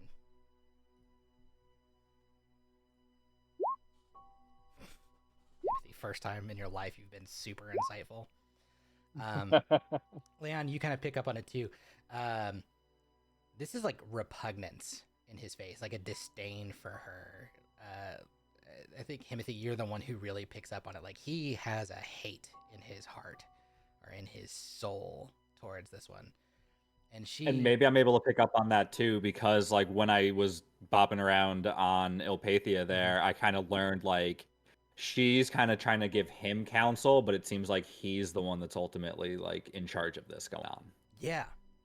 I think that's really what you're gathering is like maybe she doesn't command quite as much power and presence as she thinks. And she kind of begins to speak in response, but her voice grows to a growl, like a dull murmur, and you can't really make out the words as she starts speaking again. Just they sound dull. Just and the scene kind of blurs rapidly, almost like you're coming out of what you just witnessed, and the whole thing fills with swirling black smoke. And as you go to look up for just an instant, you see this. Ew. Two crimson eyes flash before you. Their pupils are strangely shaped. You've kind of seen them. You've just seen them. Leon, you recognize something very unique about how close these eyes are. They're familiar. Those eyes match Viz's. Maybe match them too much.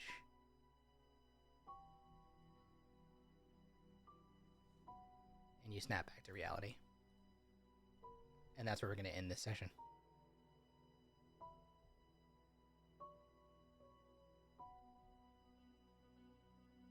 Nine o'clock, everybody. Good show. Yay, right on time. Yeah. Feels like 9 o'clock. It's only 7. 9 o'clock by time, yeah. Not as late. We'll pick up there in 2 weeks. Yeah, it's not a month. Not a month. This was a lot of battling. More than we're used to. Yeah, it was very combat heavy, but you know, I kind of enjoyed it. We don't really get too many of those. Yeah. Combat matters more with fewer people. Oh, yeah. That's what I'm finding. Stakes were getting tight there at one point. Yeah, it's very clear that it's not like even damage to like all people. It's like if you get caught up in a really bad spot, it's really dangerous. Like in Leon's case, there were 3 figures around him.